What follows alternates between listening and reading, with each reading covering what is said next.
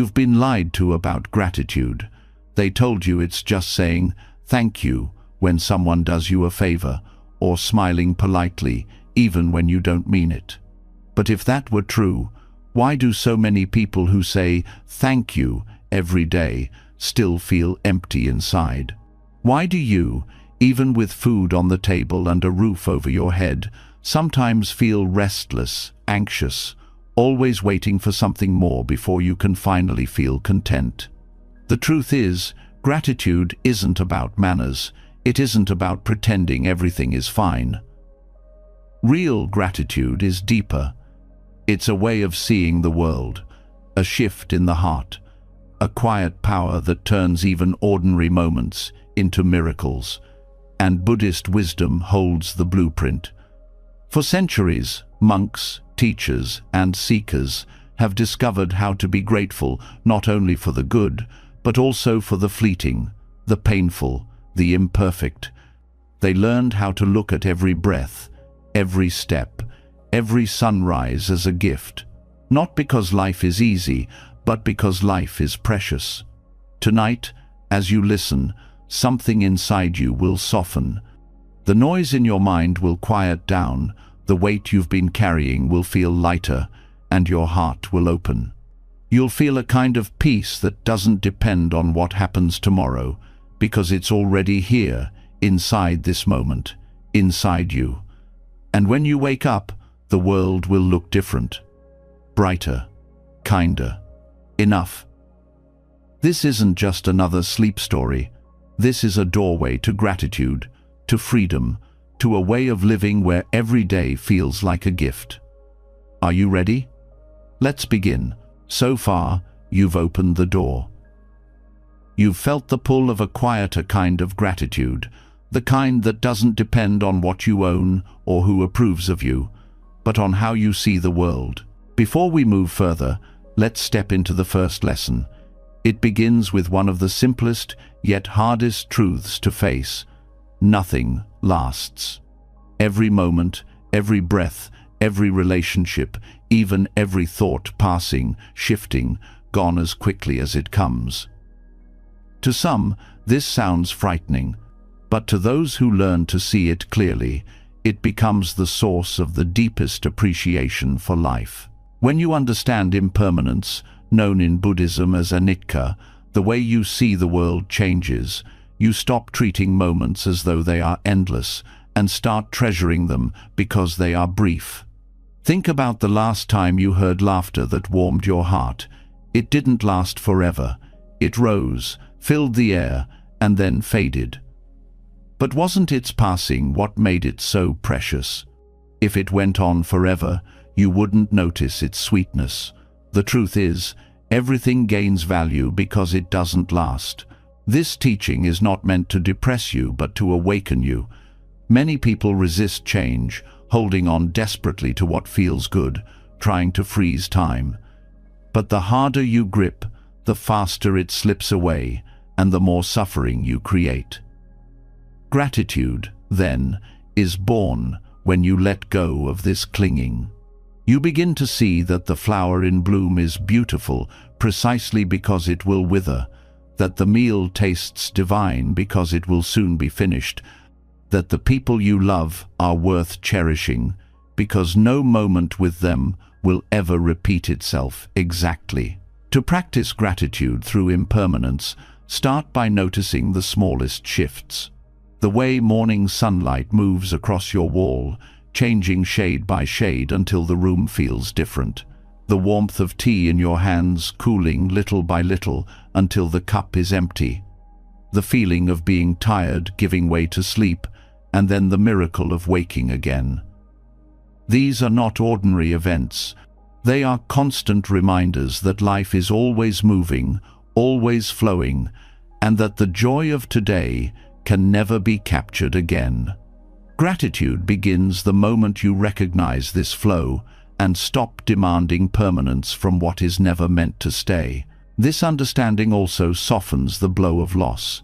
When something or someone leaves your life, the mind often screams, "It should have lasted forever."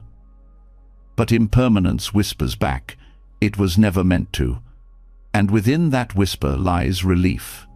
Instead of resenting that it ended, you can feel thankful that it ever began. Even pain becomes lighter when seen this way. The worst heartbreak, the hardest season, even the sharp edge of grief, all of it will pass. Knowing this doesn't erase the hurt, but it gives you strength to endure it with patience and gratitude for the lessons hidden inside. Impermanence also teaches you presence, because once you see that everything is fleeting, you naturally want to be awake to it while it's here. You stop rushing through your meals, you stop half listening to conversations, you stop waiting for later to finally live. You learn to pay attention, not because you're forcing yourself to, but because you understand that this very moment will vanish. How can you not treasure it? When you eat, the flavors won't return in the exact same way. When you hear the rain tonight, tomorrow it will sound different. Even your own emotions are changing, flowing like waves.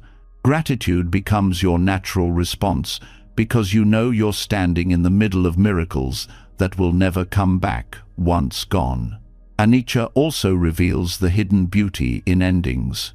Many people fear endings, but Buddhism teaches that without them, beginnings would never arrive. The setting sun is not just the end of a day, it is the promise of another dawn. The falling leaf is not just decay, it is the nourishment for new growth.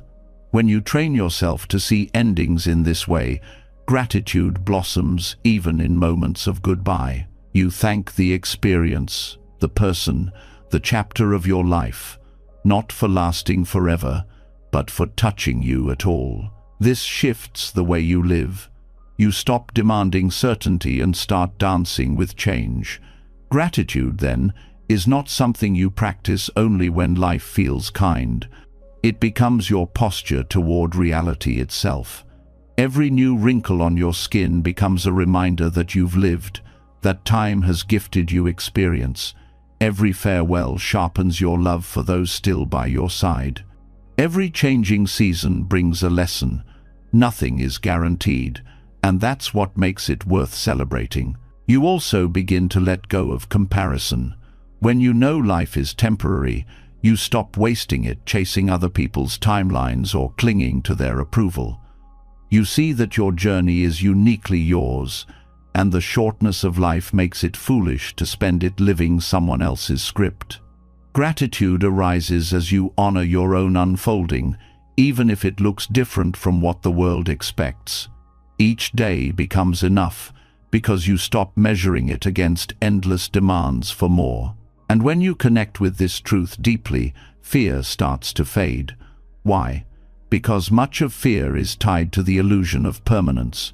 We fear losing what we think should stay forever. We fear endings as if they are unnatural. But when you see impermanence clearly, you realize that change is not an interruption of life, it is life. You can then face uncertainty with a calmer heart, grateful for the chance to experience each stage without expecting it to stay the same. This perspective also changes how you treat people. Knowing nothing lasts, you become kinder. You don't hold grudges as tightly because you know the chance to love someone may be gone tomorrow. You don't postpone forgiveness because you see how fragile time really is. Every word of kindness feels urgent. Every hug feels precious.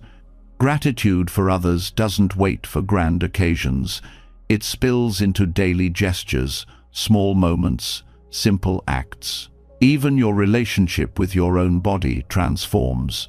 Instead of resenting aging or wishing to be different, you start to appreciate what your body allows you to do right now. Maybe your legs ache, but they still carry you through this day.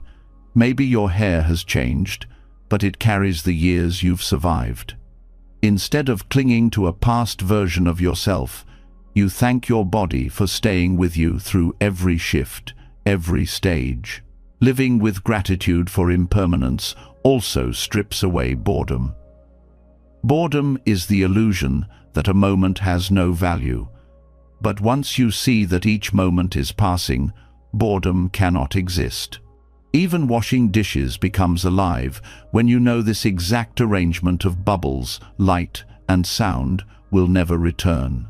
Gratitude wakes you up to the fact that even the simplest action is unrepeatable. Anicca invites you to meet the unknown with open hands. When you accept that tomorrow will not look like today, you stop resisting the flow of life. Instead, you cultivate curiosity. What gift will the next moment bring?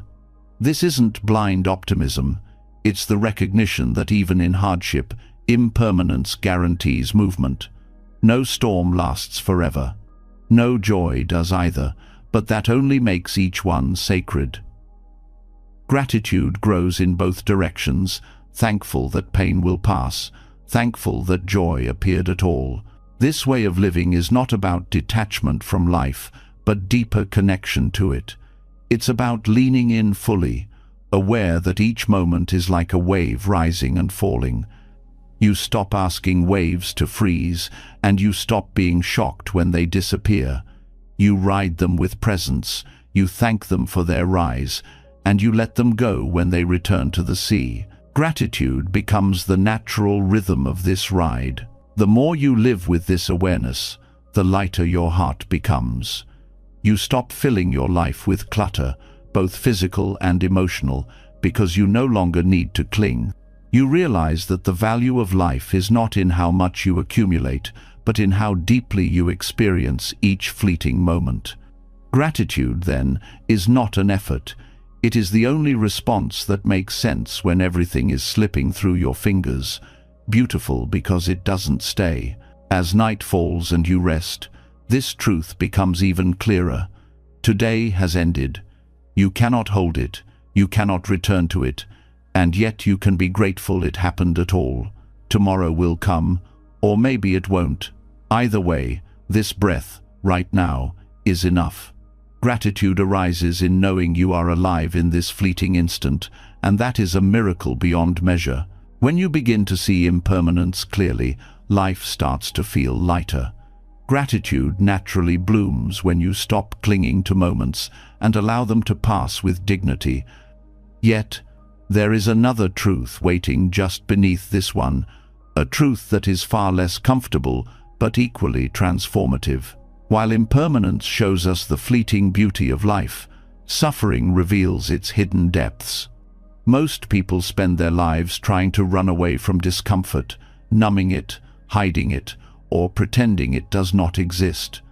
But suffering, known in Buddhism as dukkha, is not an enemy. It is a teacher, perhaps the most honest one you will ever meet. And if you let it, it will guide you straight into gratitude so profound that it could not have been found any other way. Suffering is universal. It does not matter how much money you have, how much success you've gained, or how carefully you plan your life. Pain comes to all.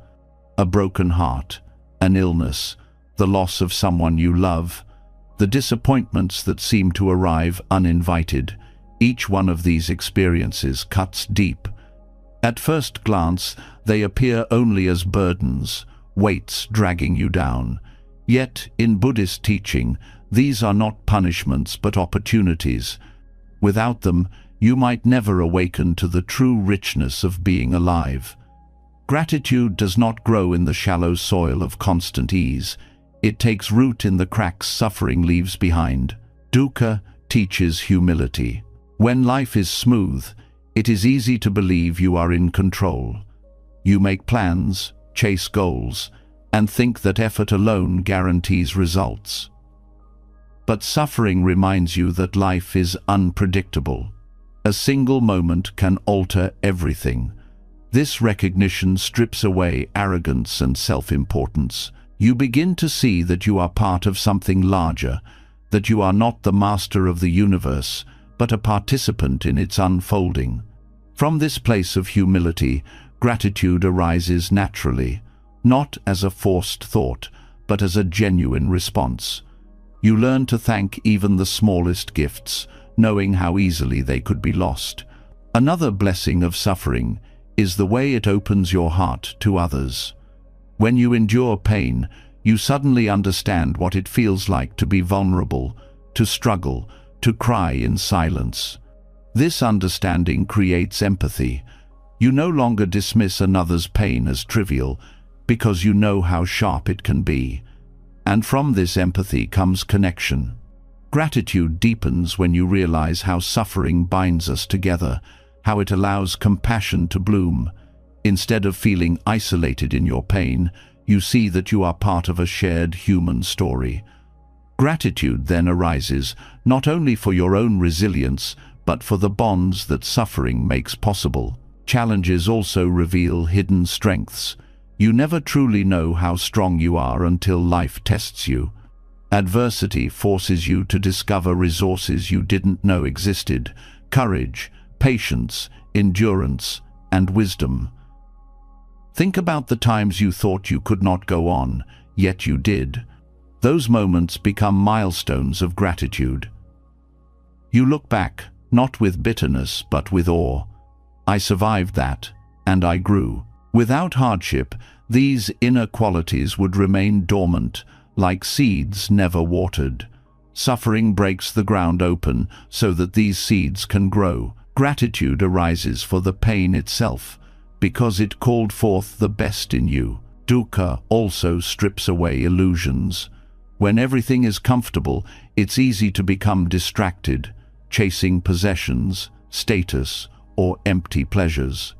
But when suffering arrives, all those illusions lose their shine. Suddenly, what really matters becomes clear: health, kindness, presence, love. The noise of life falls away, and what remains is truth. And with truth comes gratitude. You thank life for revealing what is real, for cutting through the fog of distraction.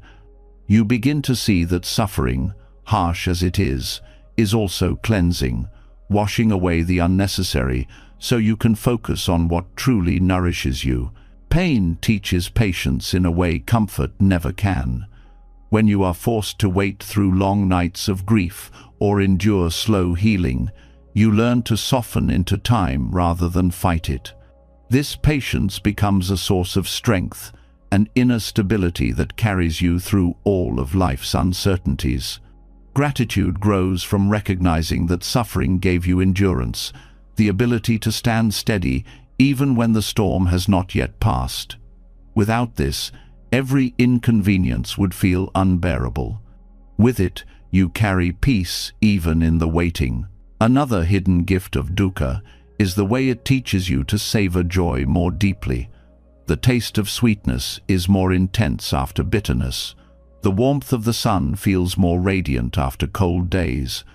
In the same way, moments of happiness become sharper, richer, when seen in contrast with suffering. Without sorrow, joy would be taken for granted, dulled by repetition. Gratitude expands because you know what it feels like to be without, and that absence sharpens your appreciation when life offers its blessings again. Suffering also teaches surrender. You cannot control everything. You cannot stop loss or prevent change or dictate every outcome. When you finally accept this, something surprising happens. You relax. Not because the pain is gone, but because you stop fighting reality. Gratitude emerges from this surrender, because in giving up the impossible task of controlling life, you free yourself to see the good that still exists, even in hardship. You stop focusing only on what is broken and start noticing what remains whole. There is another way suffering teaches gratitude. It forces presence. Pain anchors you in the body, in the moment, stripping away the mind's constant wandering. Even though it feels sharp, it demands your full attention, and in that attention, gratitude finds its entry point. You become aware of each breath, each small relief, each kind gesture from another person.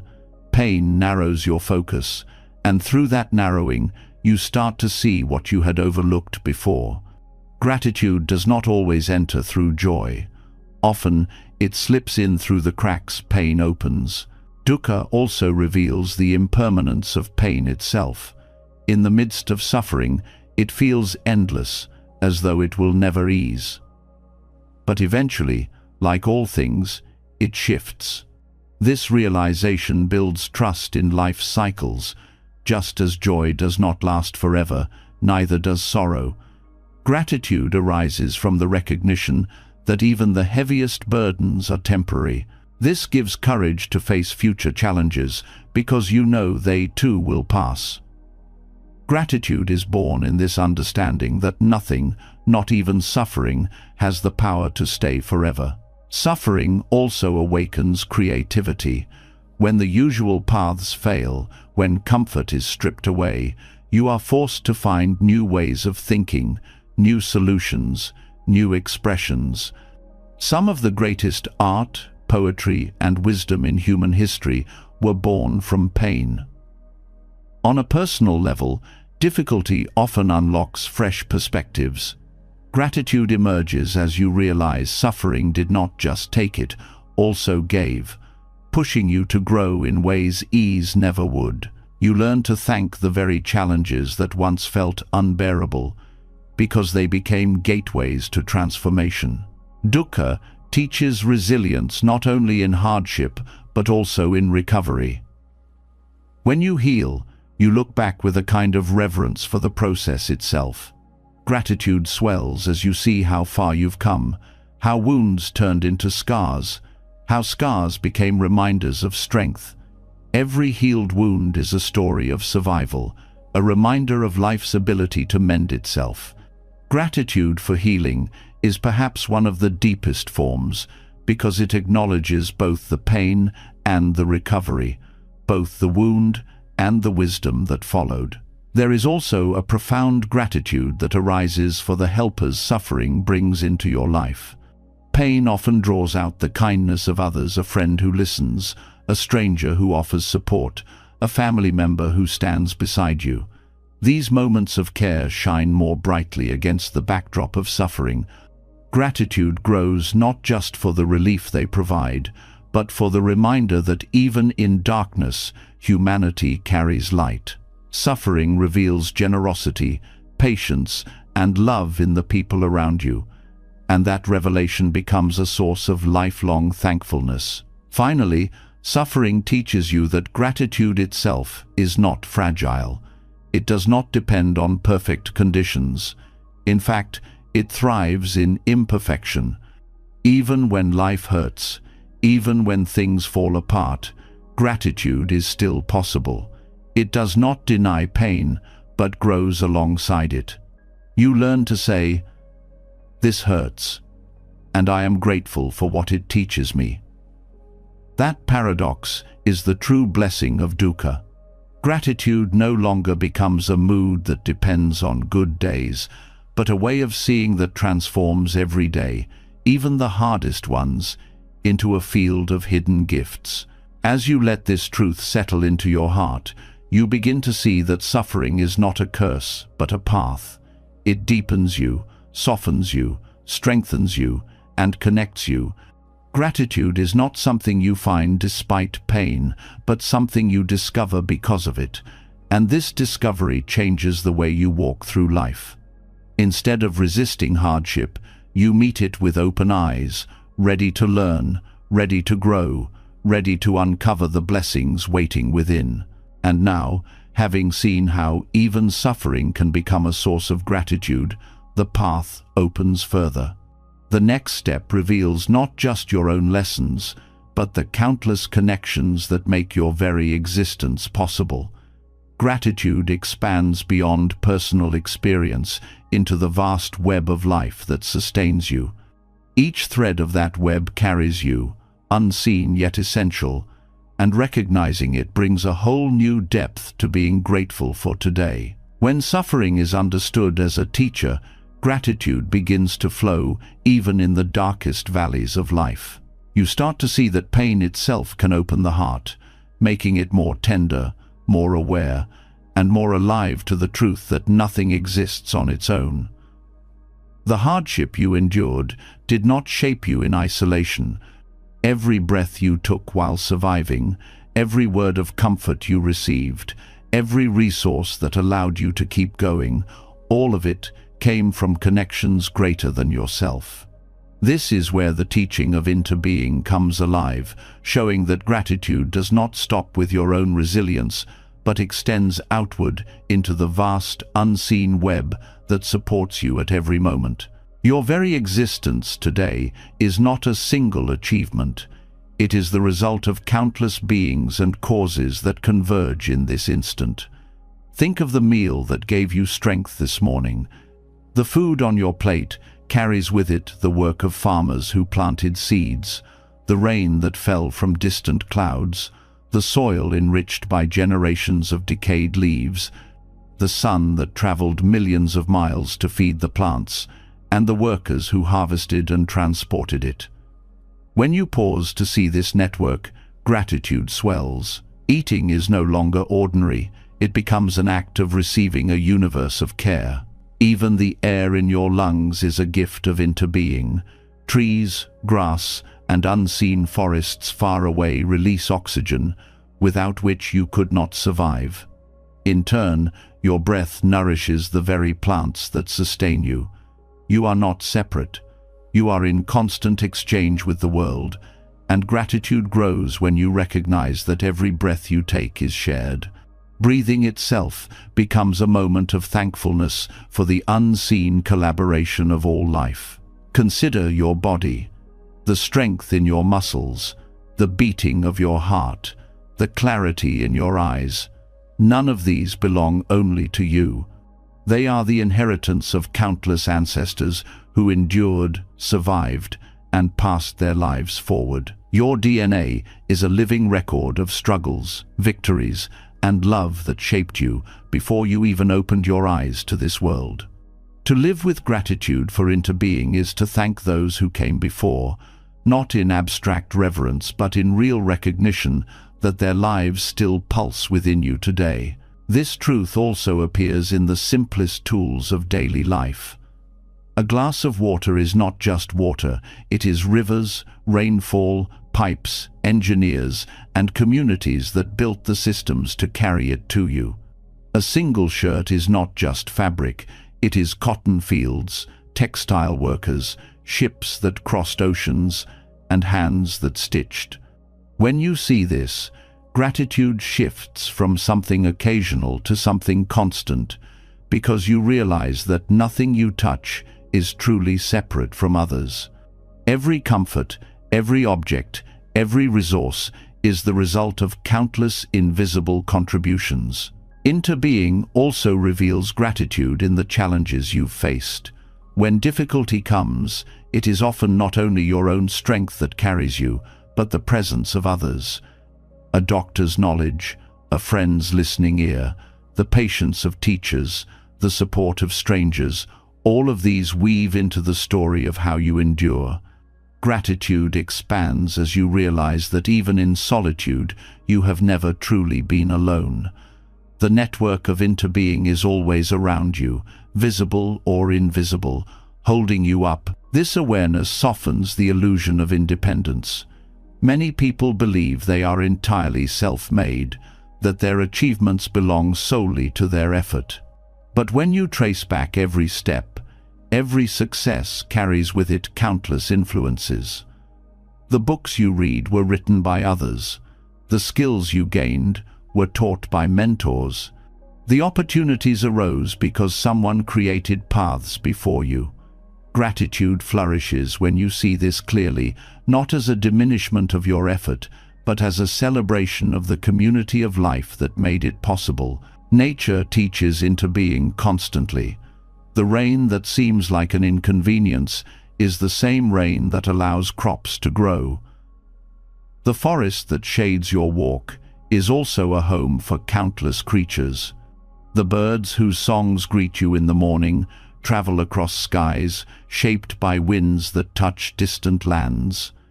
You are not a separate observer of these things. You are woven into their rhythm.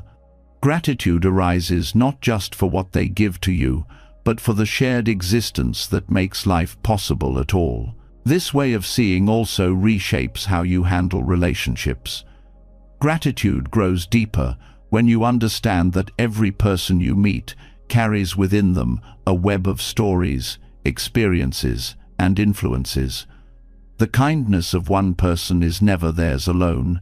It is shaped by parents, teachers, communities, and cultures that nurtured them. Even conflicts can reveal into being, showing how the behavior of one person is often the echo of countless factors, many unseen. Gratitude blossoms when you see the complexity of others, appreciating the unseen forces that shape each encounter. Your thoughts and emotions also arise through interbeing. The music you hear stirs feelings because of the artists who created it, the traditions that shaped it, the instruments built by skilled hands. A single idea in your mind may have roots in books you read, conversations you had, or the influence of people you will never meet. Gratitude arises when you stop claiming your inner world as only yours and recognize the endless threads that weave into your consciousness. Technology is another reminder of this web. The phone in your pocket is not a single object, but a global effort of miners, designers, engineers, and workers across continents. The electricity that charges it comes from power plants, rivers, fuels, or windmills, all connected. Even your ability to read these words is part of interbeing, a language shaped over centuries, literacy taught by others, devices created by countless minds. Gratitude becomes overwhelming when you see how many lives converge in something as simple as turning on a screen. Interbeing also teaches you to value what seems small. A bee pollinating a flower far away may contribute to the fruit you eat months later. An unseen worker repairing roads makes it possible for you to travel safely. A stranger donating blood may one day save the life of someone you love. Gratitude expands as you recognize that your well-being rests on countless acts of service you may never witness, offered by people and beings who do not even know your name. Seeing this web clearly also reduces loneliness. When you feel disconnected, remembering interbeing reveals that you are never truly separate. The warmth of the sun touches your skin, the ground holds you steady, the food you eat carries the care of farmers you will never meet. Gratitude arises from realizing that isolation is only an illusion. In reality, you are in constant relationship with the entire world. This awareness also inspires responsibility. When you see how deeply connected everything is, gratitude compels you to care for what sustains you. You begin to thank the earth, not only in words but in action, choosing to live with less waste, to protect water and soil, to honor the cycles that make your life possible. Gratitude is no longer passive. It becomes active stewardship, a way of giving back to the web that has given you everything. Gratitude through interbeing also reshapes time. The present moment is not isolated. It carries within it the past and the future. Every step you take is shaped by history, and every choice you make influences what is to come. You are both the result of countless causes and a cause yourself, creating ripples that extend outward. Gratitude grows when you honor this position, thankful for the inheritance you've received and mindful of the legacy you are creating. Even suffering gains new meaning when seen through interbeing. The hardships you endure may one day strengthen someone else, your story becoming a source of guidance. Gratitude then arises not only for what you receive, but for the chance to contribute to the web. Your pain, transformed into wisdom, becomes part of the support others will rely on. Interbeing reveals that gratitude is not only about what flows to you, but also about what flows through you to others. Everywhere you look, the teaching of interbeing points back to the same truth. Nothing exists alone. The leaf is not separate from the tree is not separate from the soil is not separate from the rain. You are not separate from any of it. Gratitude becomes not a practice you must remember, but a natural response to seeing reality clearly. When you see the web of life, you cannot help but give thanks, because you recognize that everything around you is already giving itself to you. As this awareness deepens, life transforms. Meals become sacred, breaths become blessings, relationships become mirrors of countless lives intertwined. Gratitude is no longer reserved for rare moments of joy.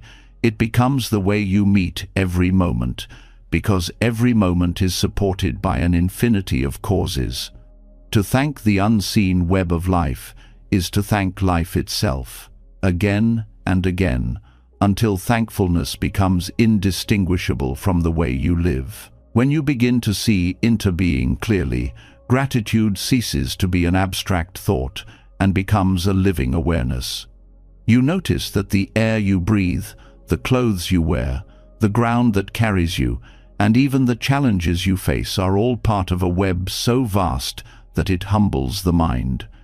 But there is one place where this truth becomes most immediate, where the unseen network of life enters your body and sustains you in the most intimate way. Every meal you take is not just food, it is the story of the universe arriving on your plate. To eat without awareness is to miss this miracle. To eat with mindfulness is to turn every bite into gratitude itself. Food is more than fuel. It carries the sun, the rain, the earth, and the labor of countless hands. When you pause before a meal, you touch this reality. You see the grain that once swayed in fields, the vegetables nourished by soil alive with microbes, the water that has traveled through rivers and clouds, the work of farmers who rose before dawn, and the people who transported, prepared, and cooked.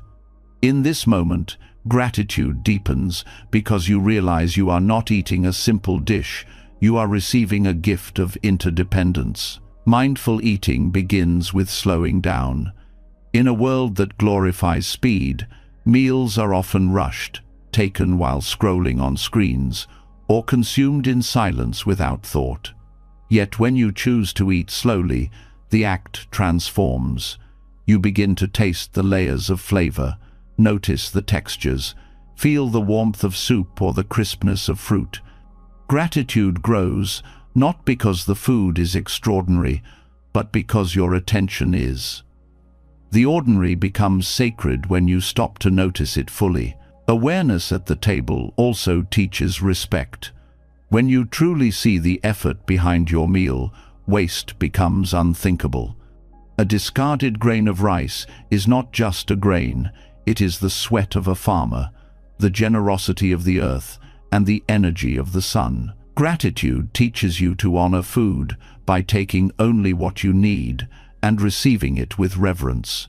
This respect extends beyond the meal into your whole way of living, shaping a deeper care for resources, for nature, and for all beings who make life possible. Mindful eating also reconnects you to your body. Often people eat while distracted, numbing emotions or filling emptiness without listening to the body's signals. But when you eat with awareness, you notice hunger as it rises, fullness as it arrives, and satisfaction when the body feels nourished. Gratitude flows when you realize your body communicates so clearly, asking only for balance. You begin to thank your body for guiding you, for digesting, for turning food into energy, for sustaining your life without needing your command. The practice also reveals how deeply emotions are tied to food. A bite of a family recipe may awaken memories of childhood, a scent may recall loved ones, and a simple cup of tea may soothe after a difficult day. Food becomes more than taste. It becomes a connection to time, to people, to experiences. Gratitude grows as you recognize these emotional threads, thanking not just the flavor but the memories, not just the nourishment but the love carried through meals. Eating with mindfulness also reshapes relationships. When you share a meal, you are not just sharing food, you are sharing gratitude. Conversations at the table become deeper when you are fully present, listening with the same attention you give to your food. Gratitude here is not silent. It is expressed through appreciation of company, through recognition of the effort someone put into cooking, through the joy of togetherness. Meals become ceremonies of connection, each bite binding people closer through shared presence. Gratitude through eating also awakens compassion. Many meals come through the labor of people who are unseen and often underappreciated. To eat mindfully is to remember the worker bent in the fields, the driver on the road, the cook in the kitchen. This awareness can inspire a desire to honor their effort, not only with words, but with choices, supporting fair trade, reducing waste, giving thanks for their unseen hands. Gratitude then becomes a bridge between you and those who made your nourishment possible, even if you never meet them. Food also reflects the seasons. A ripe fruit in summer, a warm stew in winter, fresh greens in spring, all carry the rhythm of the earth. When you eat in awareness, you taste not only the food, but the time of year, the cycles of nature that provide abundance. Gratitude here expands into a sense of belonging. You are part of the seasons, moving with them, receiving their gifts. Each meal becomes a reminder of the earth's generosity, a chance to align yourself with its natural flow. Mindful eating brings clarity about consumption itself. You start to see that food is not endless, that its abundance is fragile, dependent on balance in ecosystems and fairness in distribution. Gratitude then becomes inseparable from responsibility. You cannot be truly grateful while also careless, and so gratitude invites mindful choices, eating less meat to ease strain on the earth, choosing local foods to honor the land around you, or simply valuing what you already have instead of demanding more. The act of chewing becomes meditation. Each bite is an opportunity to slow the racing mind, to anchor yourself in presence. You feel the texture, the transformation from solid to nourishment, the simple act of swallowing. Gratitude for food merges with gratitude for the stillness it offers, the way it grounds you in now. Meals cease to be interruptions in the day, they become pauses of clarity, like bells calling you back to awareness. Gratitude also arises from realizing that food carries stories beyond your own. A spice from a distant country holds centuries of trade and tradition. A grain cultivated over generations reflects the perseverance of farmers who adapted to changing climates. Every meal is history served on a plate, culture and heritage woven into flavors. To eat mindfully is to honor these stories, to thank not only the food, but the countless lives and centuries that shaped it. There is also the gift of healing. Food restores energy after exhaustion, soothes the body when sick, and can even comfort the spirit in sorrow. When you pay attention, you see that nourishment is not mechanical, it is deeply caring. A bowl of soup when unwell, a cup of tea after grief, or bread shared in community, these are acts of healing made visible. Gratitude expands when you recognize that food has always been medicine, always been a source of renewal offered by life itself. In this practice, even silence is transformed. Eating without words, without distractions, allows you to meet your food directly. Each moment becomes full, complete, unbroken by noise. Gratitude deepens in this silence because you hear the food with your senses. You hear the crunch, the sip, the rhythm of chewing. Silence becomes a teacher, reminding you that gratitude does not need elaborate rituals. It arises when you meet life as it is. Mindful eating also reveals impermanence in a new way. Each bite disappears as it nourishes you. Each flavor fades. Each plate empties. Far from being sad, this impermanence makes the meal precious. Gratitude is heightened because you know it will not last. The sweetness of fruit, the warmth of bread, the aroma of spices all vanish, leaving only the memory and the energy they give. To thank them in their passing is to thank life itself for its constant giving. Eating mindfully even changes how you view hunger. Instead of treating it as discomfort to be silenced, you begin to see hunger as the body's way of reminding you of your dependence on life. Gratitude grows for the hunger itself, because it shows you what sustains you. It keeps you connected to the rhythm of needing and receiving. When food arrives to meet hunger, the gratitude doubles, thankful for both the reminder and the fulfillment. This practice also touches the heart with simplicity. A humble meal, when eaten mindfully, can bring more gratitude than a feast consumed in distraction. It is not the richness of the food, but the richness of attention that awakens thankfulness. A simple bowl of rice, a slice of bread, a piece of fruit when seen fully, these become treasures. Gratitude teaches you that enough is not a matter of quantity, but of awareness. Through mindful eating, gratitude is no longer confined to special moments. It becomes daily, ordinary, woven into the rhythm of life. Breakfast, lunch, and dinner are transformed into reminders of connection, generosity, and care. Gratitude becomes as regular as breathing, each meal a chance to remember that you are held by a world that continually gives itself to you. And from here, the path of gratitude widens even further.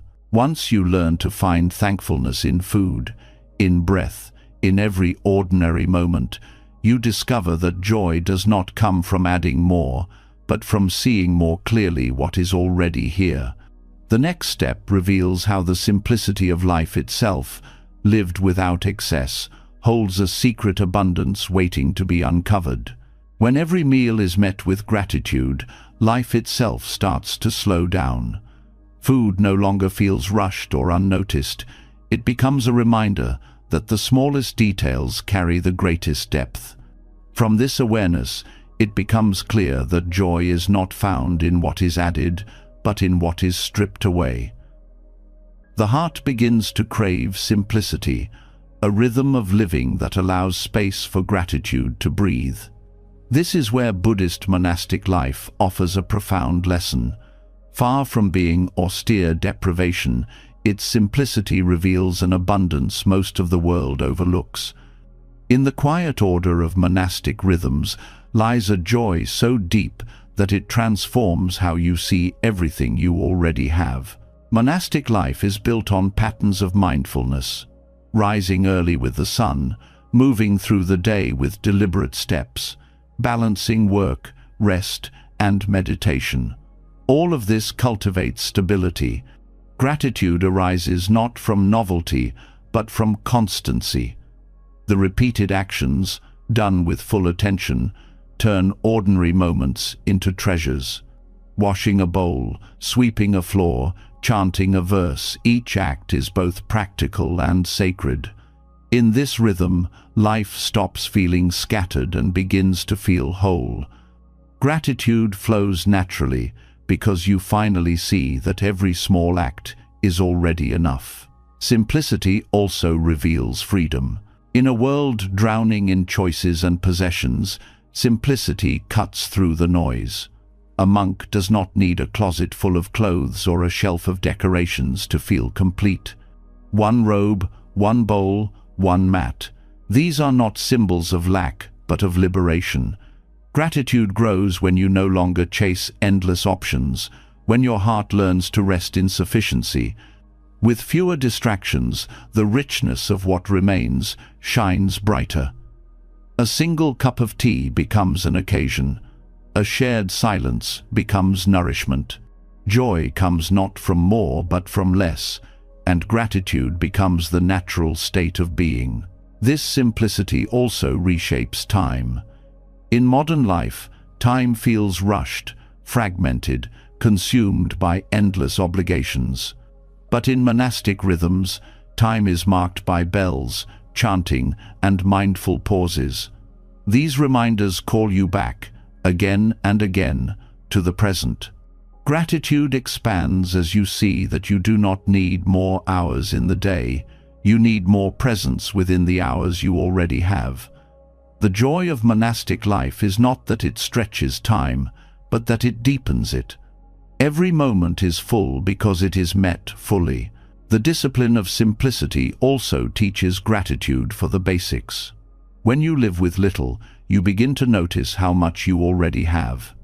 A roof over your head, a bed to rest in, water to drink, these no longer seem small. They become gifts. The abundance that consumer culture promises is revealed as an illusion because joy does not multiply with possessions. Gratitude deepens when you see that your well-being depends less on accumulation and more on awareness. By stripping life down to essentials, simplicity uncovers the quiet wealth that was always there. Simplicity also cultivates gratitude through community. In monasteries, meals are shared, work is divided, silence is observed together. This interdependence strengthens bonds and reduces the illusion of separateness. Gratitude arises not only for what you receive, but for the chance to contribute, for the harmony of living in rhythm with others. Modern life often isolates, but monastic life weaves together, reminding you that abundance is not measured in possessions, but in connections. The joy of being part of something larger replaces the loneliness of constant striving. Another gift of monastic simplicity is the way it shifts desire. In ordinary life, desire constantly grows new goals, new cravings, new demands. But when you live simply, desire quiets. Gratitude expands because the constant comparison, the need to compete or prove, begins to fade. With fewer wants, the heart rests more easily. Joy arises from what is already present, rather than from what is still missing. This inner sufficiency is the greatest wealth simplicity can offer. Work itself becomes an expression of gratitude. In monasteries, tasks are done not for profit, but for care. Care of the space, care of the body, care of the community. Sweeping a courtyard is not just cleaning, it is cultivating clarity of mind. Cooking is not just preparing food, it is offering nourishment. Gratitude grows when you begin to see your own daily tasks in this light. Folding laundry, washing dishes, tending to your home, all can be acts of reverence when done without hurry, without resentment, with attention to the life they sustain. Simplicity also deepens the appreciation of silence. In the modern world, noise is constant: screens, conversations, advertisements, background sounds. Silence is rare and often avoided. But in monastic life, silence is cherished, woven into the day as a practice of awareness. Gratitude swells when you finally hear the silence that has always been present beneath the noise. In silence, the mind rests, the heart softens, and joy becomes easier to touch. Silence is not emptiness but fullness, reminding you that peace does not need to be created. It is already there, waiting to be noticed. The simplicity of monastic rhythms also nurtures gratitude for the body. Rising early, eating mindfully, walking slowly, meditating, all of these honor the body's natural rhythms. There is no rush to exhaust or exploit it. Gratitude grows when you see how your body responds to this care: more energy, more clarity, more peace. You begin to thank your body not only for carrying you through hardship, but for being the very ground of your practice. Monastic life reminds you that caring for the body is not indulgence but reverence, a way of honoring the gift of being alive.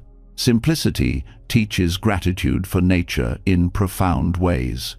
Without the distractions of excess, the natural world becomes vivid. The sound of rain, the warmth of sunlight, the sight of a tree swaying in the wind, these are no longer background noise but central experiences. Gratitude swells as you reconnect to rhythms older and wiser than your own. realizing that joy does not need entertainment when the world itself is already full of wonder. Monastic simplicity is not escape from life. It is deeper immersion into its raw beauty. Living with little also teaches adaptability. When you rely less on external conditions for happiness, you become more resilient. Gratitude arises from realizing how little you truly need to be well. A simple meal can sustain you. A quiet space can bring peace. A single robe can clothe you. This resilience transforms the way you meet change, because you are no longer dependent on fragile comforts. Joy comes from within, and gratitude flows because you have discovered freedom from constant craving. The rhythm of monastic life also sharpens awareness of interdependence. With fewer distractions, you begin to see more clearly how every aspect of life connects. Gratitude arises when you notice how much care is required to sustain even a simple life. The effort of planting, cleaning, cooking, maintaining, nothing is separate, and everything matters. This awareness makes gratitude continuous, because each act reveals the threads of connection that support you. Simplicity further reveals abundance through repetition. When tasks and rituals are repeated daily, they stop being mundane and start being profound. Chanting the same verses, sweeping the same floor, eating the same food, each repetition becomes a deepening rather than a dulling. Gratitude arises from seeing that newness is not always about novelty, but about awareness. The same act, done with presence, reveals infinite depth. Joy is found not in variety, but in attention. The practice of simplicity also reveals how much suffering is created by excess. Too many choices, too many possessions, too many distractions. These overwhelm rather than satisfy. Gratitude expands when you release them and discover how much lighter life feels. The joy of simplicity is not about deprivation, but about clarity.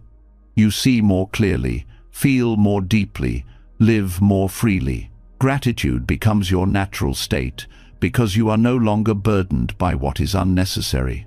Monastic rhythms also highlight the power of consistency. Gratitude is not found in grand gestures, but in steady practice. Daily meditation, mindful work, simple meals, each builds a foundation of stability. This constancy teaches you that joy is not a sudden gift, but a steady cultivation. Gratitude arises because you see how these small, repeated actions create a life that feels full, grounded, and peaceful. The joy of simplicity also reveals itself in contentment. When you stop searching endlessly for the next thing, you begin to rest in what is here. Contentment is not resignation, but appreciation. It is the quiet joy of realizing you have enough right now.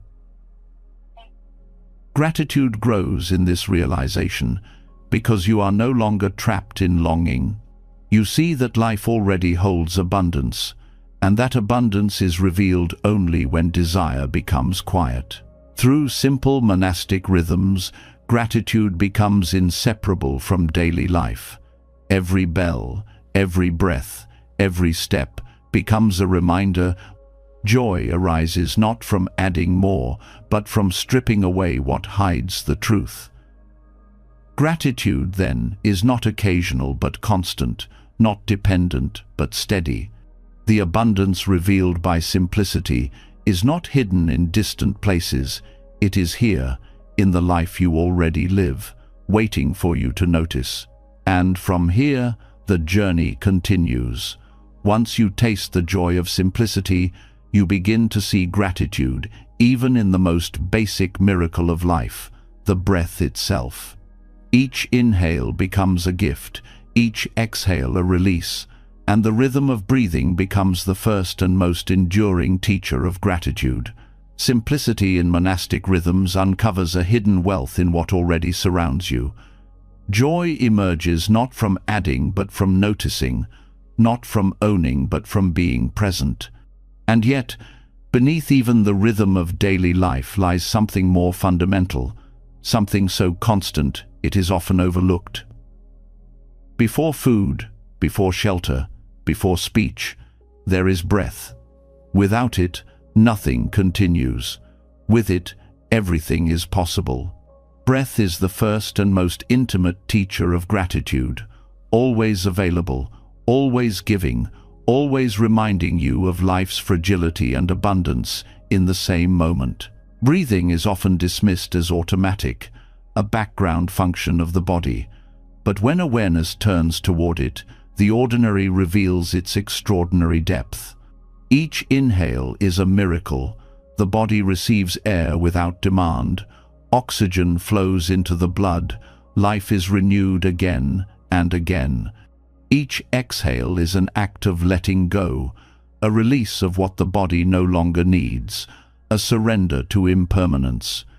Gratitude grows when you begin to see this cycle not as mechanical, but as the very pulse of life. The inhale itself teaches reception. With no effort beyond allowing, life enters. Air flows freely into the lungs, offering energy and clarity. Gratitude arises for the invisible generosity of the earth, for trees, oceans, and the balance of ecosystems that make breathing possible. In this simple act, you are reminded that you are constantly being sustained by forces outside your control. Every inhale is a reminder that you are supported, that life is being gifted to you one breath at a time. The exhale teaches release. Just as life gives, it also takes away. Exhaling is not loss but renewal. The body lets go of carbon dioxide, making room for the next inhale. Gratitude emerges when you realize that letting go is not an end, but a necessity for continuation. Each exhale becomes a lesson in trust. Trust that more will come. Trust that space must be cleared for life to continue. Trust that clinging to what has already served its purpose only creates stagnation. Breath also teaches impermanence with clarity sharper than words. No breath lasts forever. The inhale cannot be held endlessly. The exhale cannot be resisted indefinitely. Gratitude deepens as you see that life itself is a series of arrivals and departures. To resist this rhythm is to suffer. To accept it is to find peace. By observing the breath, you learn to flow with change, to honor each moment as passing yet precious. Attention to breath grounds you in the present. While the mind races through past regrets or future worries, the breath anchors you in now. Each inhale says, here. Each exhale says, now. Gratitude grows when you realize that presence is not something you must chase, but something that has always been waiting in your breath. This presence becomes medicine for restlessness, a balm for anxiety, a reminder that peace is available in the simplest of acts. Breath also reveals the interconnection between body and mind. Shallow breathing accompanies tension, while deep breathing nurtures calm. Gratitude expands when you see that you carry within you the ability to soothe your own being, not through external control, but through gentle awareness. The body, when given care, responds with ease. Gratitude becomes not only for the breath itself, but for the body's wisdom, for its ability to guide you back to balance through something as simple as inhaling and exhaling. The rhythm of breath is also a teacher of patience. Breathing cannot be rushed. No matter how fast you live, the breath remains steady, moving at its own pace. Gratitude deepens when you align with this rhythm, learning to slow down, to respect the body's tempo, to see that life does not require constant speed. Patience grows naturally when you follow the breath, and with it comes thankfulness for the calm that patience brings. Breathing highlights dependence on the natural world. Without trees, without oceans, without the delicate balance of ecosystems, there would be no oxygen to inhale. Gratitude arises when you see that every breath ties you to forests, rivers, winds, and unseen cycles that sustain you. To breathe is to be in constant relationship with the planet. Each inhale is a gift from the earth. Each exhale is a return. Gratitude expands beyond the self into reverence for the world that makes your breathing possible. The fragility of breath reveals life's preciousness. Missing even a few breaths brings urgency, fear, and the recognition of how thin the line is between life and death. Gratitude blooms when you realize how often you take this fragility for granted. Each breath is survival renewed. Each breath is proof that you are alive now, even if the future is uncertain. Gratitude becomes sharper, more immediate, when you remember how easily the breath could be lost. Breath also reflects emotion. In moments of anger, the breath grows hot and quick.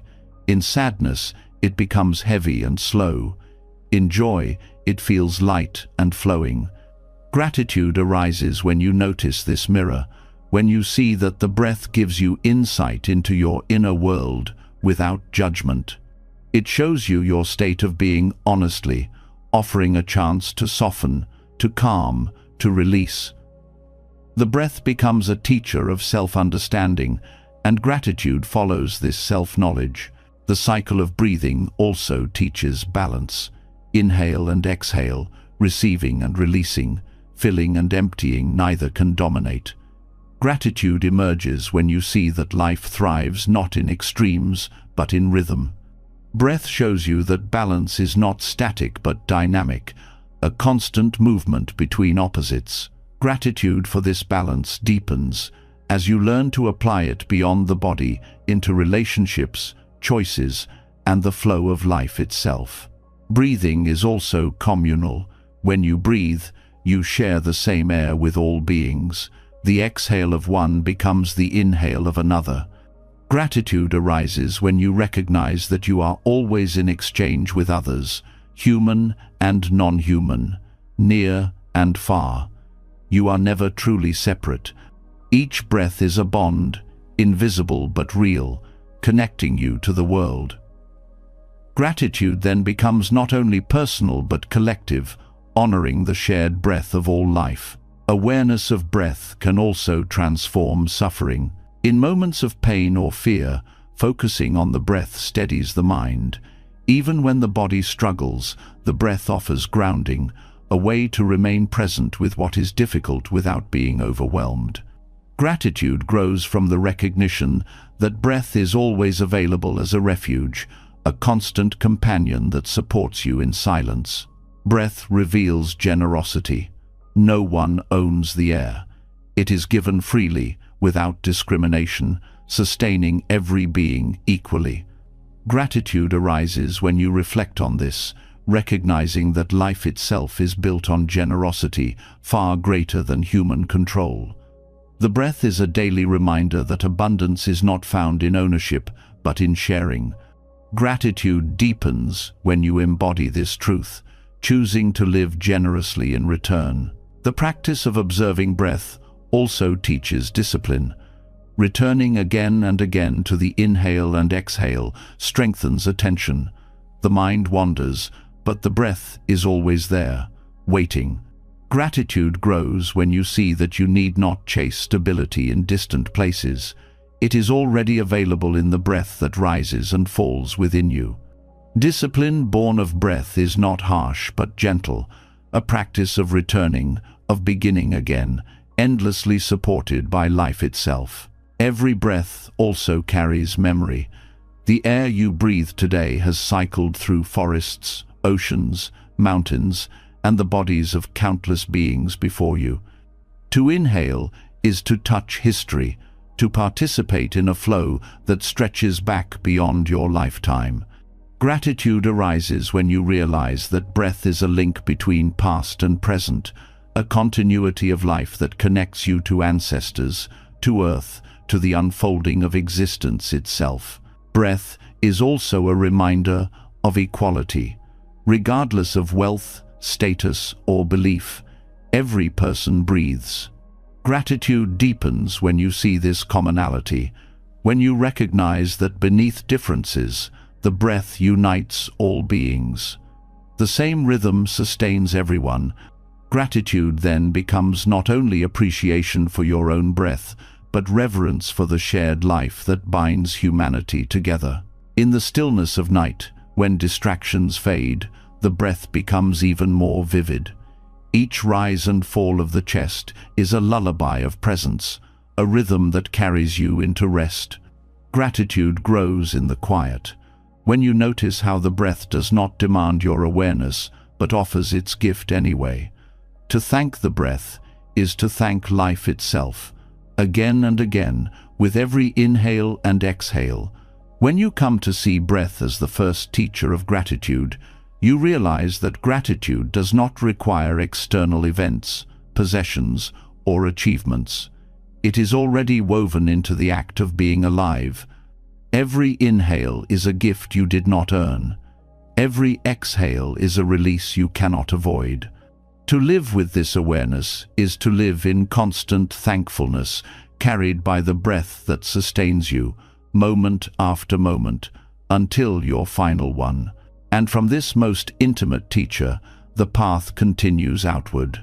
Once you learn gratitude in the breath, you begin to see it even in what seems empty.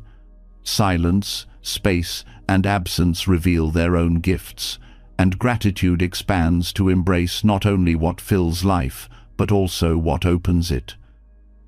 The next lesson lies in the quiet expanses that allow life to exist at all. Breath shows you that gratitude is woven into every moment, as each inhale gives life and each exhale teaches release. Yet, behind breath itself lies something even more subtle, something that is easy to overlook precisely because it appears empty. Between the inhale and the exhale, there is space. Around every object, there is openness. Within every pause, there is silence.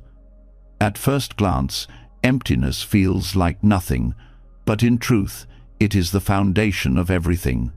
In Buddhist teaching, this is called shunyata, the emptiness that is not void but potential, the silent teacher that reveals abundance in absence. Gratitude deepens when you realize that without space, nothing could exist at all.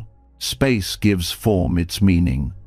A cup holds water not because of its solid walls, but because of the emptiness inside. A house shelters not because of its bricks, but because of the space they enclose. Even words carry meaning only because of the silence between sounds. Gratitude arises when you see that emptiness is not lack, but the condition for usefulness. To appreciate space is to see that what often feels invisible is the very thing that allows life to function. Emptiness also teaches humility. The self you cling to so tightly is not a solid, unchanging entity. It is made of countless conditions, body, thoughts, feelings, history, all shifting, all interdependent. Gratitude grows when you see that the fixed identity you once believed in is itself empty of permanence.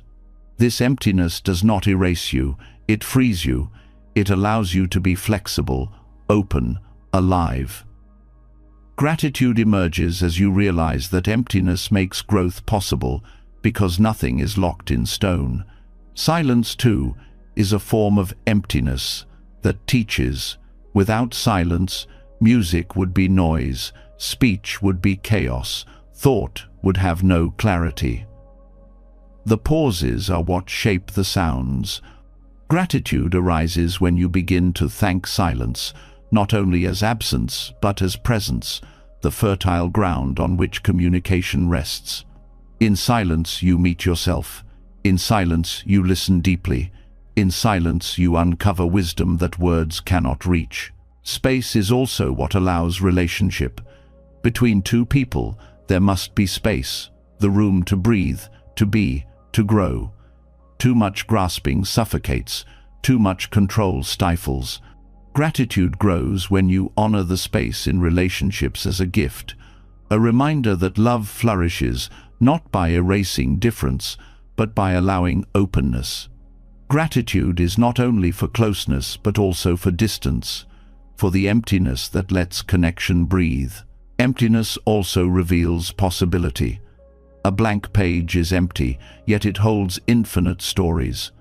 An empty room may feel bare, yet it is full of potential gatherings, conversations, and lives. Gratitude emerges when you stop fearing emptiness as absence and start seeing it as promise. Shunyata teaches that nothingness is not deadness, but potentiality, the field from which everything arises. Thankfulness deepens when you honor emptiness as the silent womb of creation. The teaching of emptiness also frees you from attachment. When you recognize that all things are empty of fixed essence, you stop clinging so tightly. Gratitude grows as you see that even the hardest moments carry emptiness, meaning they too can change, dissolve, and give birth to something new. Emptiness makes transformation possible. Gratitude arises not only for the forms that appear, but for the openness that ensures they can never trap you forever. Space in your life is also a teacher. In a world obsessed with filling every moment, emptiness feels uncomfortable.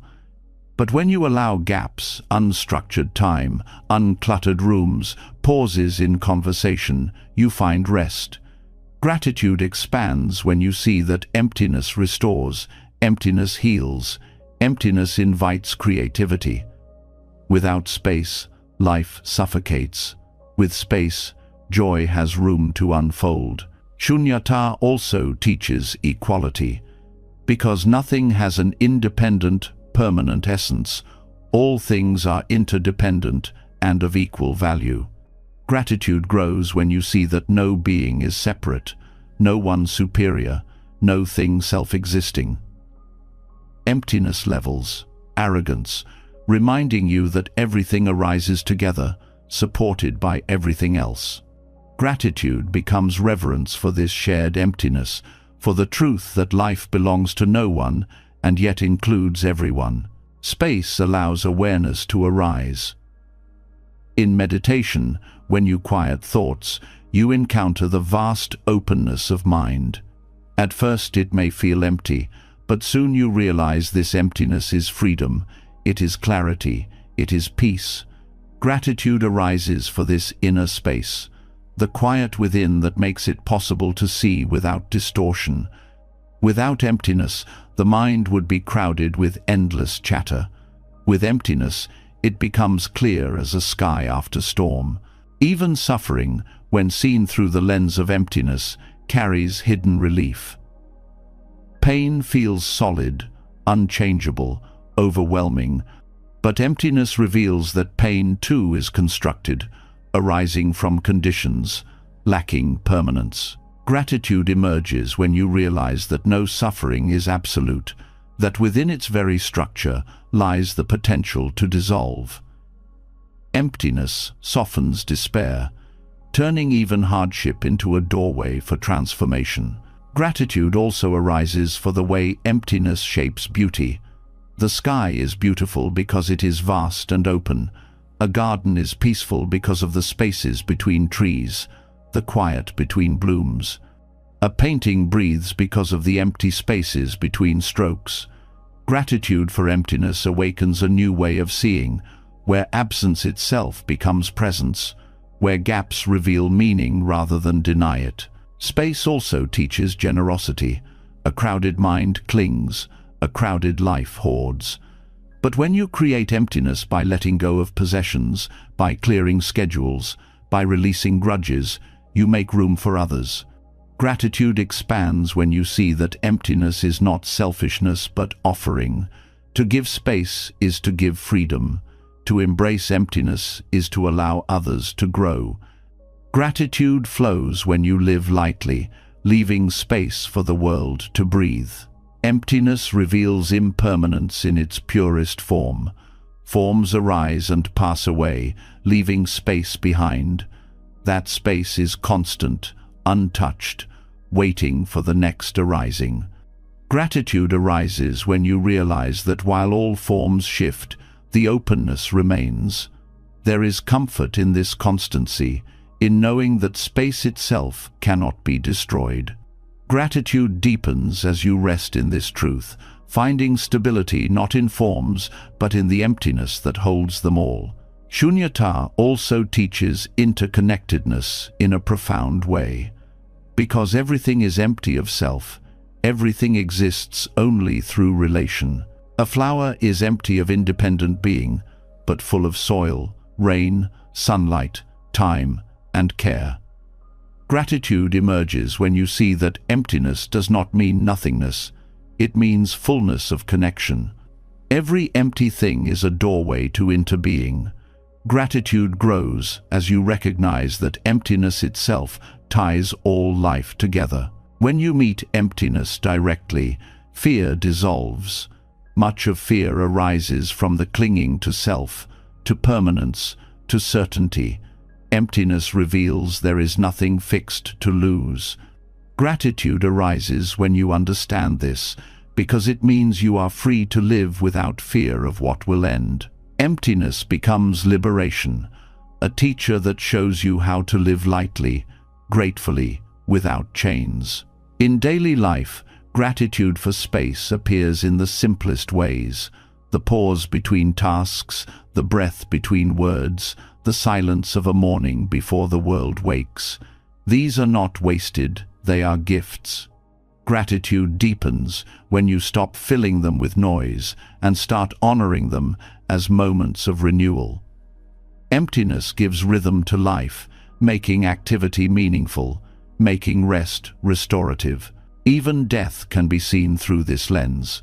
The body dissolves, the self returns to emptiness.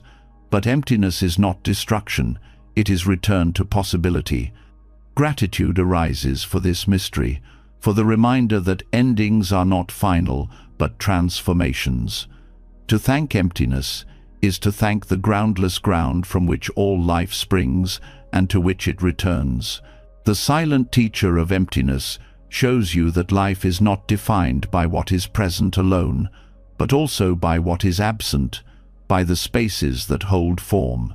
Gratitude deepens when you honor both the fullness of form and the openness of space. When you live this way, every silence becomes music, every emptiness becomes abundance, every absence becomes a reminder of possibility, and so the path continues. Once you learn to bow to emptiness as a teacher, you begin to see that even karma, the unfolding of causes and effects, pleasant or difficult, becomes an opportunity for gratitude. Not only the easy conditions, but even the painful ones carry lessons, shaping wisdom and guiding you deeper into the truth of life. Emptiness reveals itself as the quiet teacher that makes everything possible, showing that what appears absent is often the source of deepest abundance. Yet, life is not only formed by openness and space, it is also shaped by the threads of cause and effect, the invisible patterns we call karma. Every thought, word, and action leaves traces, and those traces return in ways both gentle and difficult. While it is easy to be grateful for pleasant karma, the challenge is to meet the painful consequences with the same openness of heart. To see karma not as punishment, but as guidance, is to unlock a deeper form of gratitude, one that welcomes even hardship as an opportunity for wisdom. Karma is often misunderstood as fate, as if life is rigidly predetermined by past actions. In truth, karma is a dynamic law of cause and effect, constantly shaping and reshaping experience. Gratitude arises when you realize that karma is not about judgment, but about learning. Every difficulty carries within it a lesson, every setback a message, every disappointment a doorway to growth. Gratitude begins when you stop asking, "Why me?" and start asking, "What can this teach me?" When painful karma appears, it strips away illusions of control. Plans collapse, relationships end, health falters. In those moments, the ego resists, demanding fairness.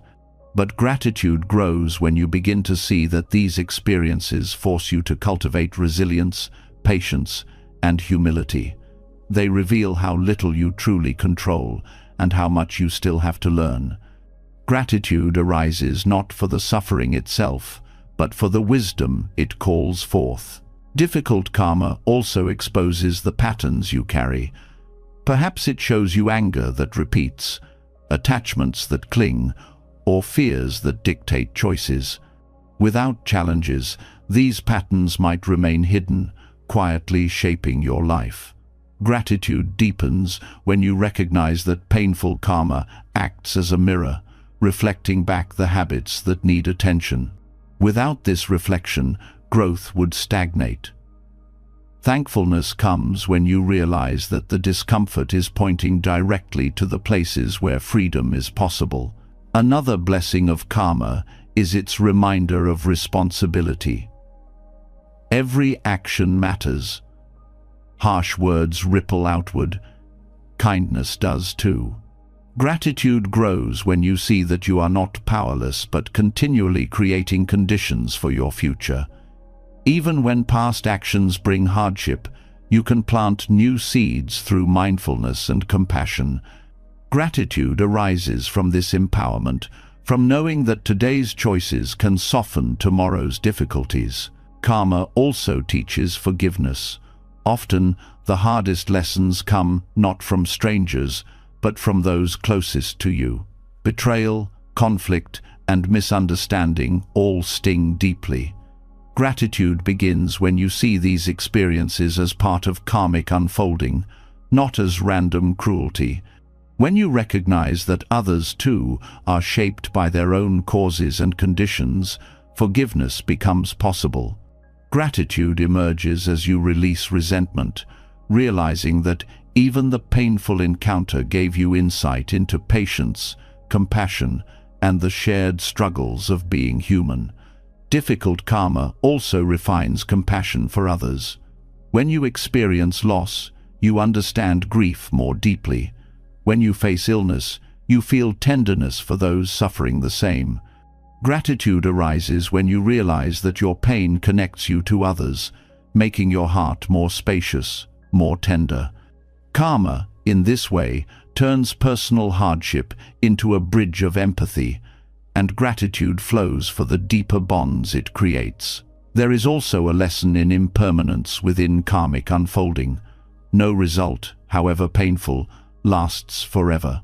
A period of suffering will shift, just as joy does. Gratitude emerges when you remember that karma is fluid, not fixed. Each moment carries the possibility of change, of renewal, of transformation. Even the hardest lessons lose their sharpness with time, leaving behind wisdom in place of pain. Gratitude for karma also grows when you see how it weaves your life into a tapestry larger than yourself. What you experience is not isolated. It is tied to countless interactions across time. Someone else's generosity may have set the stage for your success, just as your past actions ripple into the lives of others. Gratitude deepens when you see karma as interbeing in motion, a reminder that your life is part of a web of countless influences. Karma also teaches surrender. Often, you cannot undo what has been done. You can only meet its results with presence.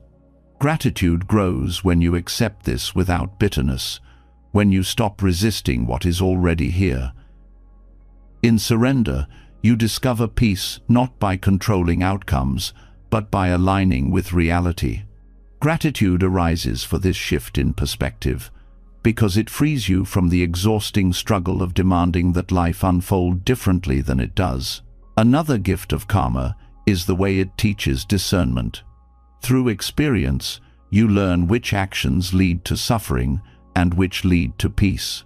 Gratitude deepens when you realize that even painful consequences sharpen your wisdom, making you more skillful in choices ahead. Karma becomes not a burden, but a teacher, guiding you to live with greater awareness.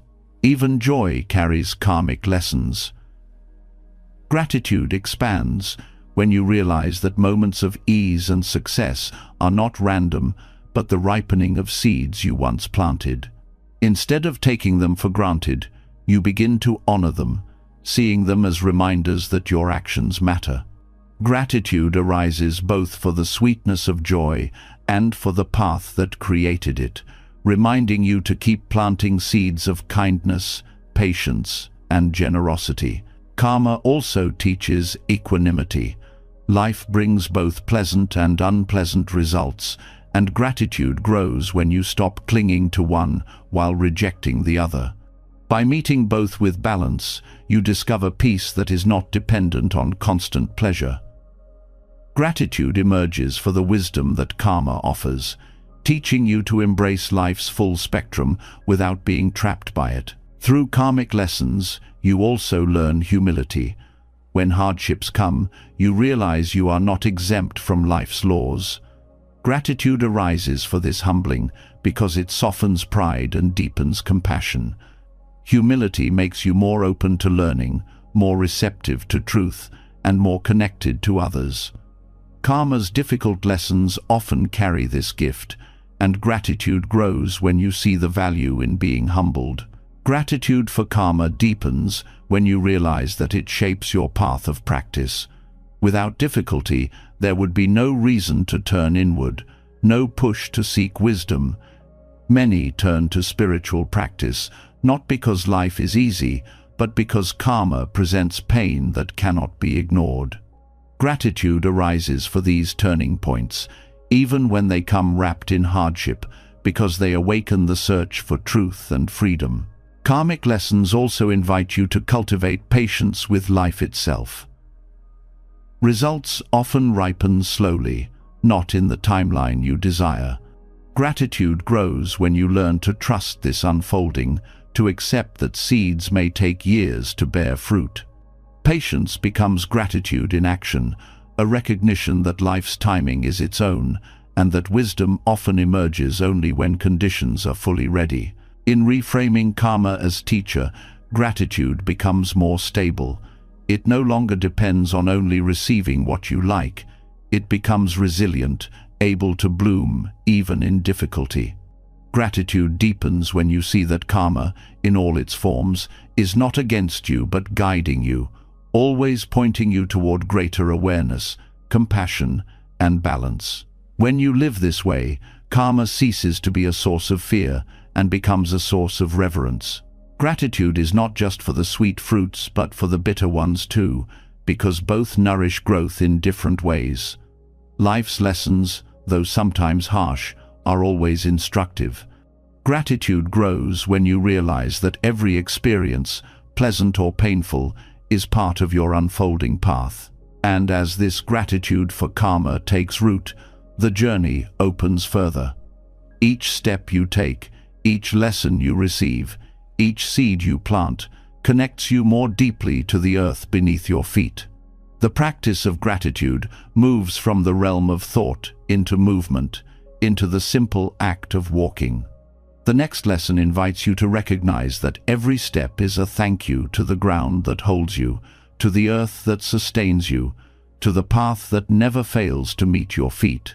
Karma shows you that every action carries a lesson, every moment a chance to grow. Gratitude blossoms not only in what pleases you, but also in what challenges you, because both are part of the same unfolding path. Yet lessons are not always found in reflection or memory. They can also be discovered in the simplest act of being alive right now. Few practices reveal this more clearly than walking meditation. Each step is a reminder of the earth that holds you, of the connection between your body and the ground, of the life that quietly supports you with every movement. Gratitude deepens when walking is no longer just a way of moving, but a way of thanking. Walking is often treated as a means to an end, a way to get from one place to another. But in mindful walking, the journey itself is the destination. Every step becomes a chance to return to presence, to feel the contact of your foot with the ground, to notice the rhythm of your body in motion. Gratitude grows when you stop rushing past these details and start honoring them. Each step whispers, "I am alive. Each step says, "The earth supports me." Walking becomes prayer, a constant thank you offered to the ground beneath you. The practice begins with awareness of contact. As your foot touches the earth, notice the firmness, the softness, the texture. Gratitude arises for the stability of the ground, for its quiet willingness to carry you without complaint. This recognition brings humility. You realize that no step is possible without the earth beneath.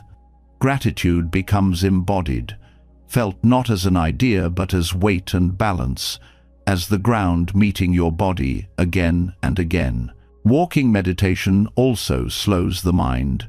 The steady rhythm of steps grounds you, drawing attention away from restless thoughts into direct experience.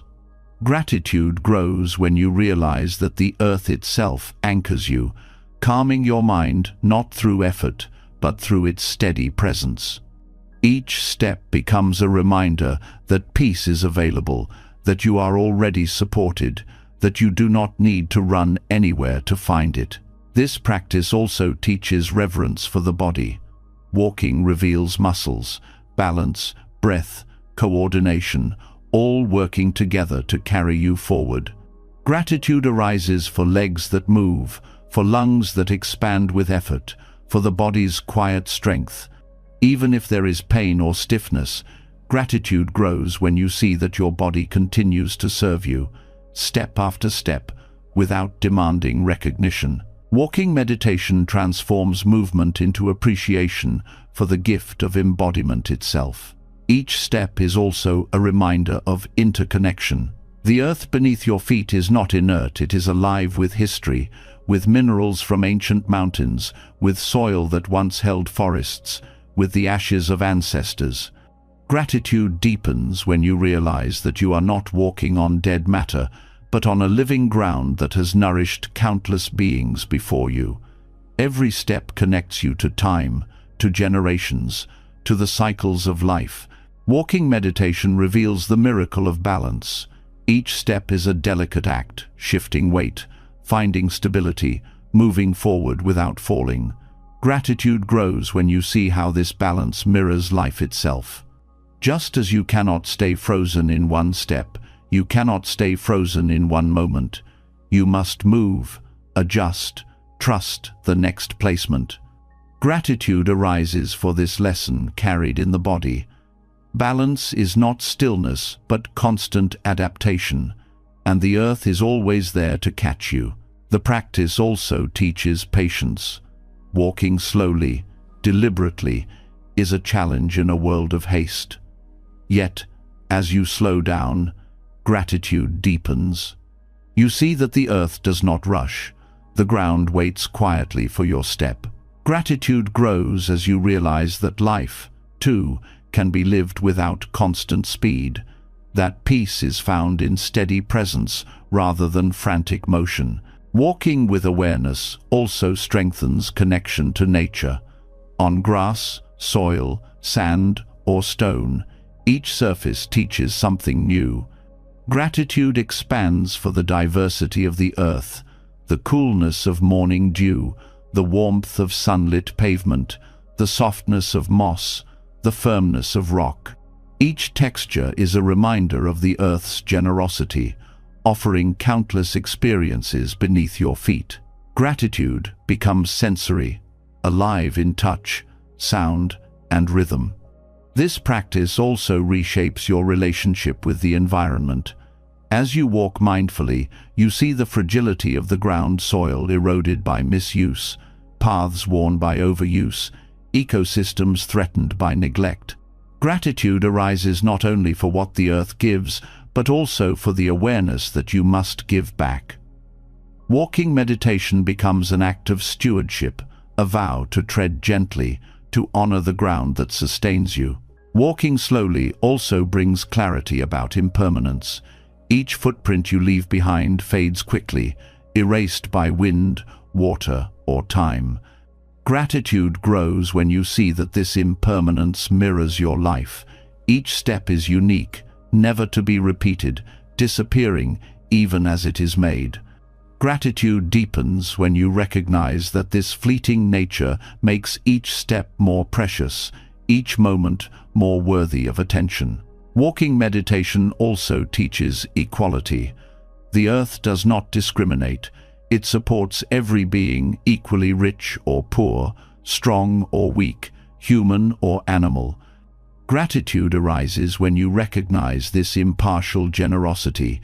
Each step becomes a reminder that you are part of a larger whole, sustained by a ground that asks nothing in return. Gratitude flows as you honor this equality, as you see yourself not as separate, but as one among many held by the same earth. The practice also transforms suffering. When your heart feels heavy, walking slowly, step by step, brings relief. Each contact with the ground reminds you that you are not lost, not unsupported. Gratitude grows as you realize that the earth absorbs your weight, steadying you when life feels unstable. Walking becomes a way to release pain into the ground, to trust that you are carried even in hardship. Gratitude deepens because the earth offers comfort without words, without conditions. Walking with awareness also opens the senses. You notice birdsong, rustling leaves, the smell of soil, the feel of air. Gratitude arises for this symphony of life that often goes unnoticed in haste. Each step becomes an invitation to awaken, to thank not only the ground, but the entire environment that greets you as you move. Gratitude becomes a full-bodied experience, felt through sight, sound, smell, and touch. Walking meditation also teaches presence in community. When practiced with others, the steps align, creating a shared rhythm. Gratitude deepens when you feel this silent harmony, each person moving together, grounded in the same earth, breathing the same air. Gratitude here is not only for the ground but for the connection that mindful walking creates between people, a unity beyond words. The practice also reveals joy in simplicity. No special tools, no elaborate rituals, only the body, the breath, and the ground. Gratitude arises for this simplicity, for the accessibility of the practice, for the reminder that peace is always within reach. Walking meditation strips away complication, leaving only the profound truth that being alive and taking steps is already enough. Walking with gratitude also changes how you view the future. Each step is both movement and arrival. You do not need to rush toward distant goals, because every step is complete in itself. Gratitude grows when you realize that you are already where you need to be, that each step contains wholeness. Gratitude arises for the journey itself, not for distant destinations. When practiced deeply, walking meditation transforms your relationship with the world. The ground is no longer taken for granted, but honored as a constant gift. Gratitude deepens until each step feels like bowing, each step an offering of thanks. Walking becomes prayer, not in words but in contact, not in ritual but in presence. As this practice settles into your heart, you begin to see that gratitude does not belong only to the visible and tangible. Beyond the earth beneath your feet, there are other gifts waiting: the silence that allows sound to exist, the pauses that shape life, the noble quiet that deepens presence itself. The path now leads from the ground that carries you into the silence that surrounds you, inviting you to meet gratitude in the absence of words. Each mindful step teaches you that gratitude is not found in arrival, but in presence, not in destinations, but in the journey itself. With every movement, the earth holds you, and the breath steadies you, reminding you of the quiet support that life offers endlessly. Yet beneath footsteps and voices, beneath the rhythms of movement and sound, there is another gift that often goes unnoticed. It is the gift of silence, not emptiness as absence, but silence as fullness, as nourishment, as a teacher of depth. In Buddhism, this is called noble silence, a silence that is not just the lack of noise but the presence of awareness. Gratitude deepens when you discover that silence itself is a treasure, shaping how you hear, how you speak, and how you are with yourself and others. Silence is often feared. Many fill it with chatter, noise, or distraction, mistaking it for loneliness or void. But noble silence is different. It is a conscious turning inward, a choosing of stillness not as escape, but as presence. Gratitude arises when you allow yourself to enter it, realizing that silence is not empty, it is alive with clarity, alive with space, alive with possibility. In silence, you meet yourself without disguise. The noise of the world fades, and what remains is the simple presence of your thoughts, your breath, your being. Gratitude grows when you see that silence is not an enemy, but a companion, a mirror that shows you what is often hidden beneath sound. In this mirror you encounter truths sometimes uncomfortable, sometimes healing that you might never notice otherwise. Gratitude comes when you realize silence gives you the chance to understand yourself more deeply. Silence also heightens awareness of sound.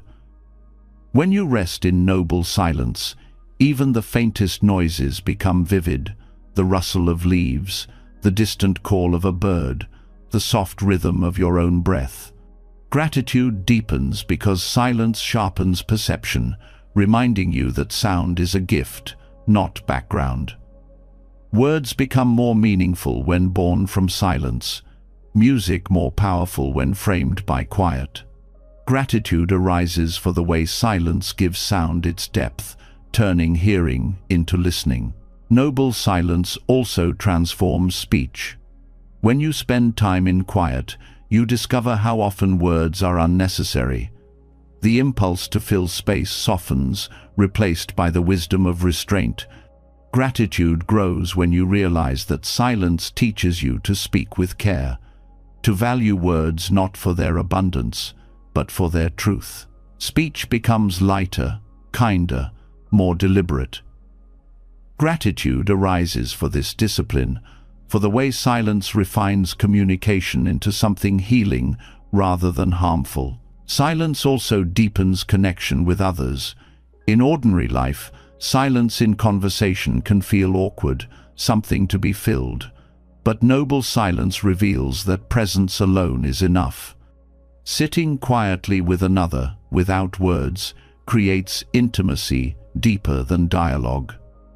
Gratitude grows when you experience this, when you see that silence itself can hold love, respect, and understanding. It teaches you that being with someone does not always require speaking. Sometimes the deepest gratitude is expressed in quiet companionship.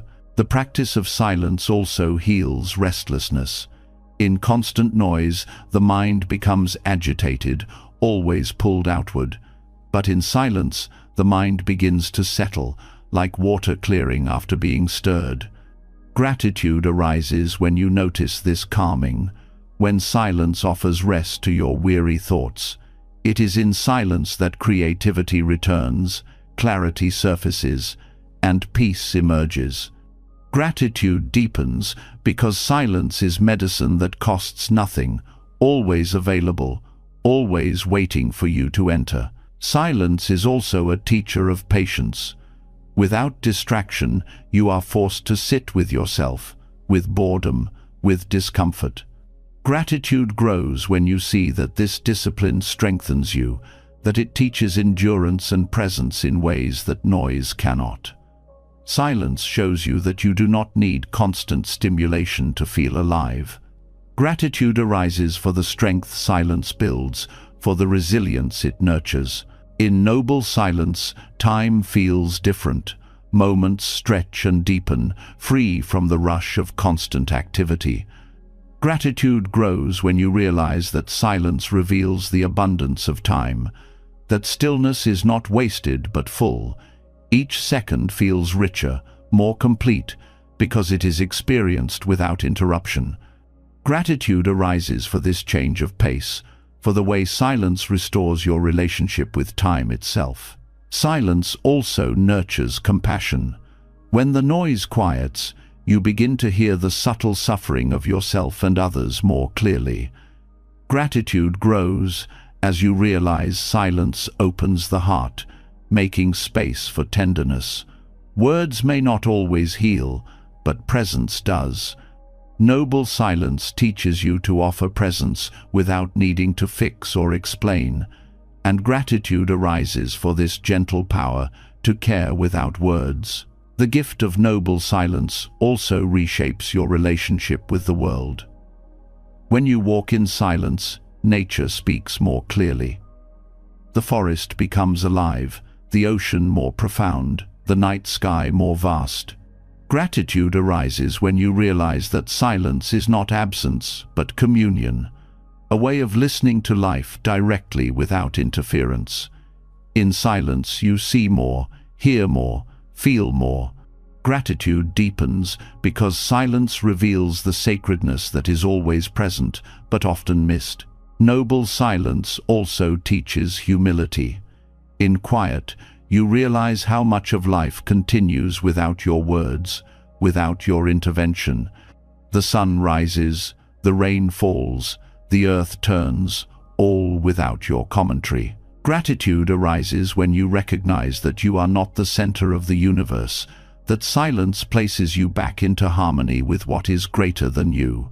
It humbles and frees you at the same time. In the discipline of silence, you also discover freedom from judgment. Without constant talking, you stop reinforcing fixed stories about yourself and others. Gratitude grows when you see how silence creates space for new possibilities, for new ways of seeing. In silence, labels fall away. You are no longer trapped in constant narratives. You simply are. Gratitude arises for this openness, for the way silence allows life to be fresh, alive, and unburdened. Silence also offers rest to relationships. Constant dialogue can exhaust, but shared silence refreshes. Gratitude grows when you see that silence can be love's language, that sitting quietly with family or friends can express connection more profoundly than words.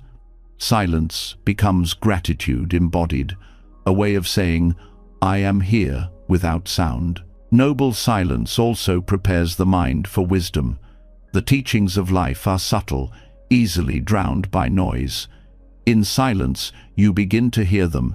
Gratitude arises for the insights that surface only when you are still, the realization of impermanence, the clarity of interconnection, the awareness of what truly matters. Silence does not add knowledge. It clears space for wisdom to arise. Gratitude deepens because silence becomes the ground for awakening. Silence teaches that presence is enough. You do not need to prove yourself with endless explanations, achievements, or words. In silence, being is sufficient.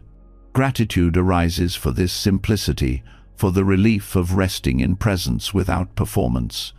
Silence teaches you to value yourself, not for what you produce or say, but for the simple fact of being alive. Gratitude for silence also expands into daily life.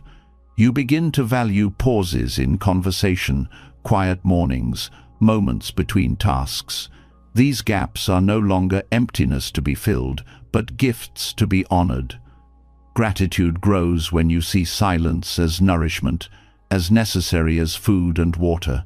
Each pause becomes sacred, each quiet moment a reminder of life's depth. As noble silence settles in the heart, gratitude becomes more refined. You begin to thank not only what you hear, but also what you do not hear, not only what is present, but what is absent.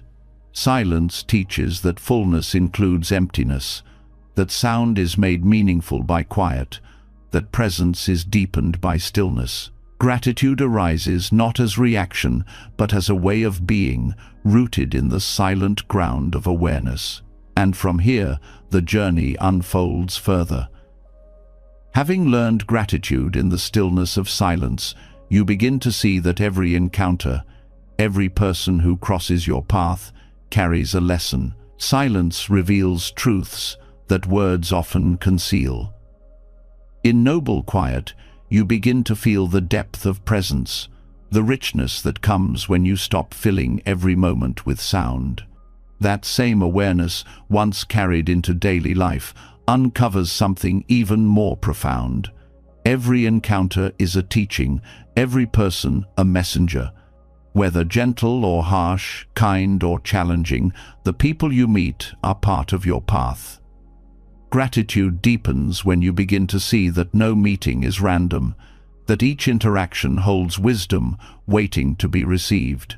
The value of seeing each encounter as a teacher is that it dissolves the illusion of accidents. When someone speaks harshly, it is easy to react with defensiveness or anger. But when you view them as a teacher, the question shifts from, "Why are they treating me this way?" to, "What can I learn here?" Gratitude arises because the sting becomes a mirror, showing you where patience, compassion, or humility still need strengthening. The encounter itself becomes a lesson in growth. Kind encounters also carry teachings, though they are easier to overlook. A smile from a stranger, a gesture of generosity, a word of encouragement, these teach you about the power of kindness, about the ways small actions ripple outward. Gratitude deepens when you recognize that such moments are reminders of how you, too, can be a source of light for others. Every act of kindness becomes a teacher, and gratitude flows when you honor the lesson it offers. Some encounters reveal your own limitations. A person may trigger irritation, jealousy, or fear, not because of who they are, but because they touch something unresolved within you. Gratitude grows when you see this clearly. Instead of blaming them, you recognize the opportunity they give you to look inward, to address your own shadows. Gratitude arises for their role in uncovering truths you might otherwise hide from yourself. Teachers also appear in those who challenge your perspective. Someone with different beliefs, lifestyles, or experiences can expand your understanding of the world. Gratitude emerges when you realize that disagreement is not a threat, but a chance to see through another lens. Each encounter stretches your awareness, loosens rigid thinking, and reveals the vast diversity of human experience. The lesson is humility, and gratitude deepens for the reminder that your view is not the only one. Even brief encounters can be profound. A short conversation, a glance, a passing interaction can plant seeds that grow for years. Gratitude arises when you see that no encounter is too small to matter. Each one contributes to the shaping of your path, often in ways you only understand later. The barista who greets you warmly, the stranger who offers directions, the child who laughs freely, all are teachers, showing you something about presence, about connection, about joy.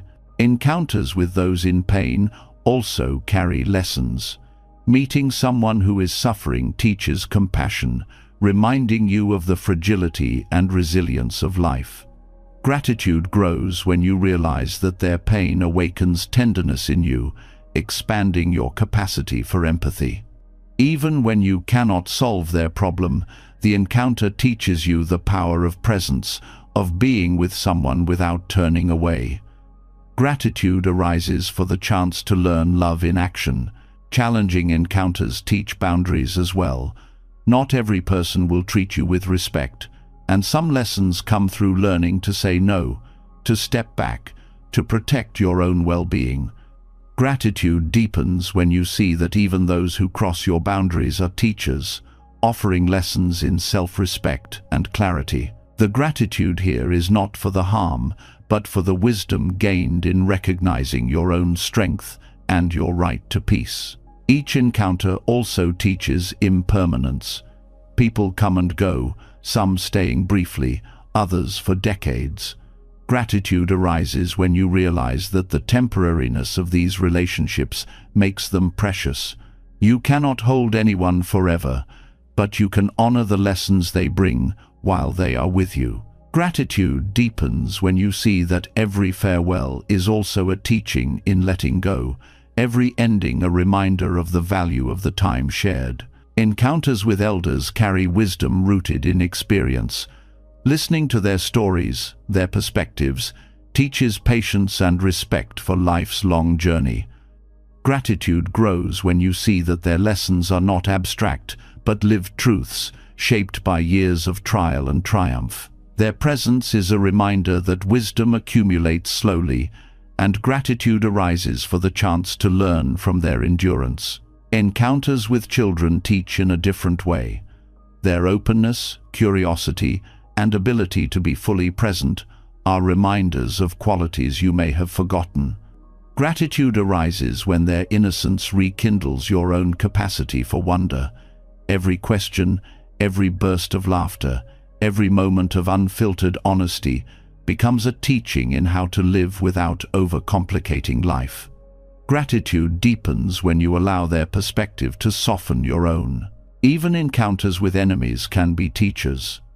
Those who oppose you reveal the intensity of your own attachments and challenge you to practice compassion where it feels most difficult.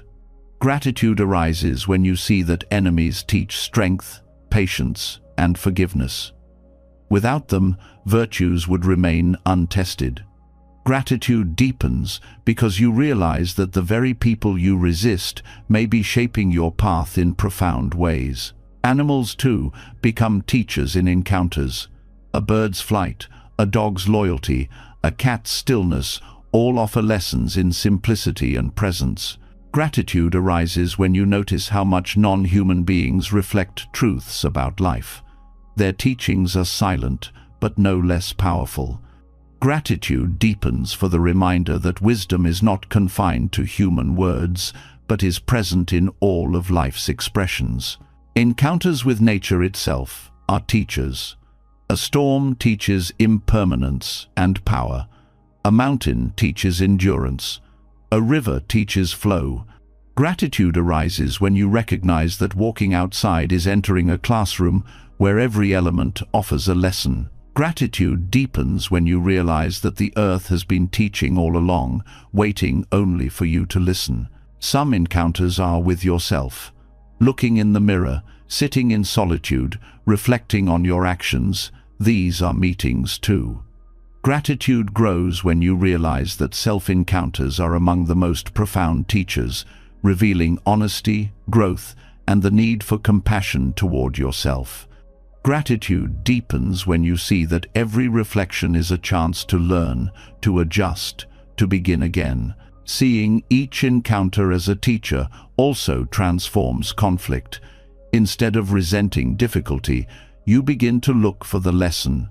Gratitude arises when you see that conflict reveals hidden truths about communication, about values, about fears. Gratitude deepens when you learn to thank the conflict for what it shows, even while working to resolve it with wisdom and care. Gratitude also arises for encounters that inspire. Meeting someone who embodies compassion, resilience, or clarity plants seeds of aspiration in your own heart. Gratitude grows when their presence shows you what is possible, expanding your vision of who you can become. Every inspiring figure is a teacher, not because they give you answers, but because they awaken your own potential. When you view life this way, gratitude becomes continuous. No encounter is wasted, no meeting trivial. Each person becomes part of your journey, carrying lessons you need at that moment. Gratitude deepens when you see that life itself is the teacher, presenting lessons in the form of people, experiences, and relationships. Every encounter offers a mirror, a teaching, a reminder that life itself is the greatest classroom. Gratitude arises when you see that nothing is wasted, that even the most difficult meetings reveal wisdom. Yet, as powerful as these lessons are, they point toward an even deeper truth. You cannot hold on to any of them forever. Teachers appear and pass, relationships shift, experiences end, and moments fade. Gratitude grows not only in receiving, but also in releasing. To let go is to honor the impermanence of life, to thank what has served its purpose, and to open space for what is yet to come. Letting go is often misunderstood as loss or defeat, but in truth, letting go is an act of liberation. When you release what no longer serves you, possessions, attachments, expectations, you discover freedom, and with that freedom comes gratitude. Gratitude for the space created, gratitude for the lightness of being, gratitude for the clarity that arrives when clutter, both inner and outer, is removed. Possessions are one of the clearest examples. The more you accumulate, the more you feel weighed down, tied to objects that demand care, protection, and attention. Letting go of excess reveals that you never needed as much as you thought. Gratitude arises for the few things that remain, cherished because they are no longer drowned in abundance. A simple cup, a single book, a trusted tool, each becomes precious when not lost in a crowd of unnecessary items. Gratitude deepens because you realize value is not in quantity, but in sufficiency. Letting go also applies to attachments, the invisible bonds of craving and clinging. Whether to people, experiences, or identities, attachment creates suffering when you demand permanence from what is impermanent. To release attachment is not to stop loving or caring, it is to stop grasping. Gratitude arises when love is freed from clinging, when presence is valued without the need to possess. You thank the moment, the person, the experience for what it gives now, without burdening it with demands to last forever. Gratitude deepens because you see that freedom and love are not opposites but companions. Expectations are another form of weight. Life rarely unfolds according to your plans, and the tighter you cling to them, the more disappointment follows. Letting go of rigid expectations opens you to reality as it is, not as you wished it to be. Gratitude arises when you release the need for control and discover the beauty of what actually arrives. Instead of resenting the difference between what you wanted and what you received, you thank life for surprising you, for teaching you flexibility, for showing you possibilities you never imagined. Gratitude deepens because each moment becomes a gift rather than a test. Letting go also reveals the lesson of impermanence in a direct way. Everything you cling to will one day slip from your grasp. Possessions will decay, relationships will shift, even the body will fade. Gratitude grows when you accept this truth, not with despair, but with reverence. To let go is to honor the reality of change, to say thank you for what has passed, and to trust that space opens for new beginnings. Gratitude deepens because you stop fighting against the flow of life, and instead move with it, lighter and freer. The act of letting go also brings peace to the mind.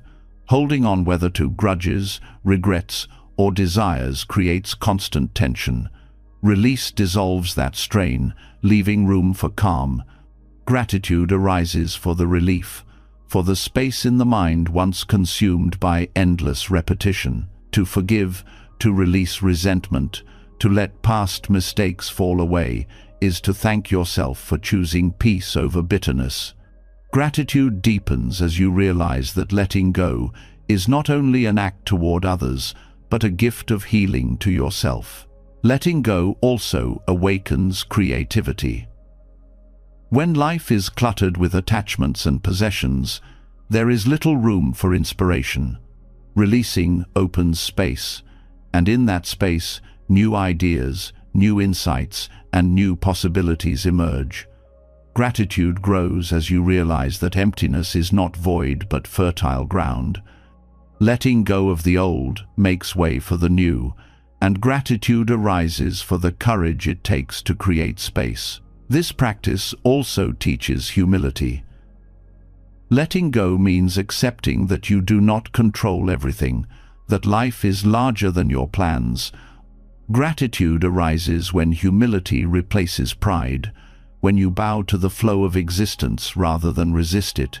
Gratitude deepens because humility brings peace, dissolving the constant struggle to make life conform to your will. Letting go also refines relationships. When you release the need to control others, to mold them to your expectations, love becomes lighter. Gratitude arises for the freedom this gives both you and them. Each person is allowed to be as they are, and you are freed from disappointment when they do not match your image. Gratitude deepens when relationships are built on presence rather than possession, on acceptance rather than demand. This practice also extends to identity. Many cling tightly to roles, achievements, or labels, believing them to be permanent. But identities shift what you do, how others see you, even how you see yourself. Letting go of rigid identity brings relief. Gratitude arises when you see that you are more than a single definition, that you can change, adapt, and grow. Gratitude deepens when you realize that letting go of who you were makes space for who you can become. Letting go also applies to time. Many people cling to the past, replaying regrets or longing for what once was. Others grasp at the future, anxious for what has not yet come. Letting go of these attachments brings you back to now, the only place where gratitude can truly live. Gratitude arises when you release the burden of what cannot be changed or predicted, and instead thank the present moment for what it offers. Gratitude deepens because you discover the fullness of life here, not elsewhere.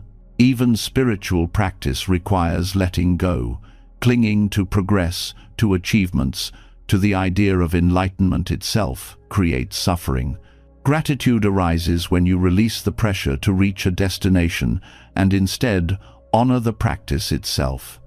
Each breath, each step, each moment of awareness becomes enough. Gratitude deepens when you realize that the path is not about arriving, but about being, about letting go again and again. Letting go also teaches generosity. When you release possessions, you create opportunities to share.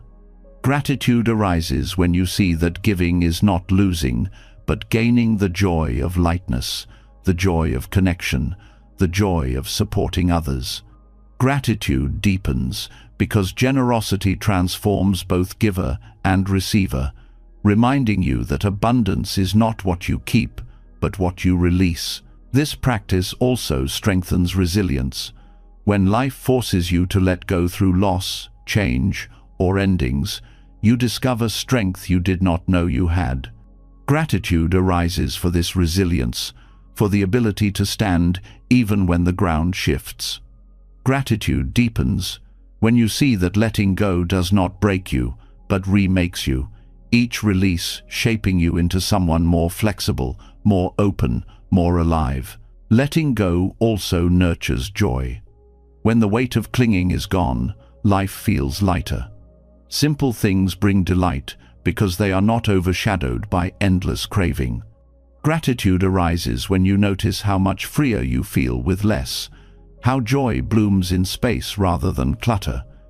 Gratitude deepens because you discover that happiness is not in holding tightly, but in releasing gently.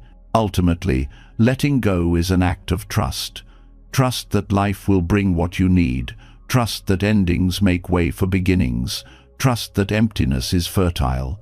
Gratitude arises when you surrender to this trust, when you stop grasping at control and allow life to flow. Gratitude deepens when you realize that, in letting go, you gain not less but more peace, more clarity, more freedom. Letting go teaches you that freedom does not come from holding tightly, but from releasing gently, from trusting that life gives and takes in its own rhythm. When the weight of clinging falls away, a new kind of clarity emerges, a deeper appreciation for what remains.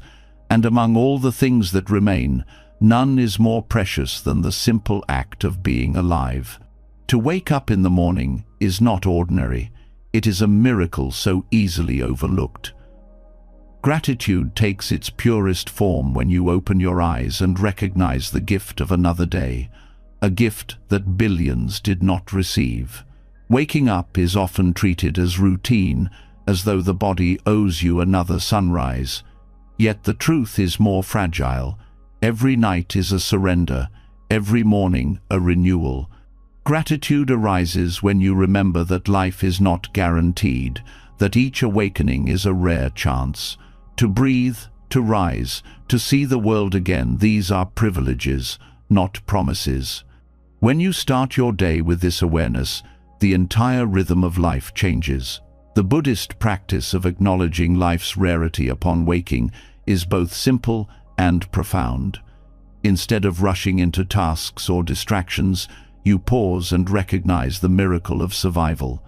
Gratitude grows as you whisper inwardly, "I have woken up. I have this day. I will live it with care." These words are not superstition, but a reminder that today is a treasure you may never hold again. This awareness reshapes mornings. The first breath after waking becomes a source of wonder. The sunlight through the window, a blessing. The touch of the floor beneath your feet, a reminder of grounding. Gratitude deepens when you meet these simple experiences, not with indifference, but with reverence. To start the day in this way is to frame everything that follows as part of a sacred gift. When you see waking as a miracle, urgency softens. The day is no longer about racing toward endless tasks, but about honoring what you have been given. Gratitude arises when you recognize that simply being alive is enough, that everything else is secondary.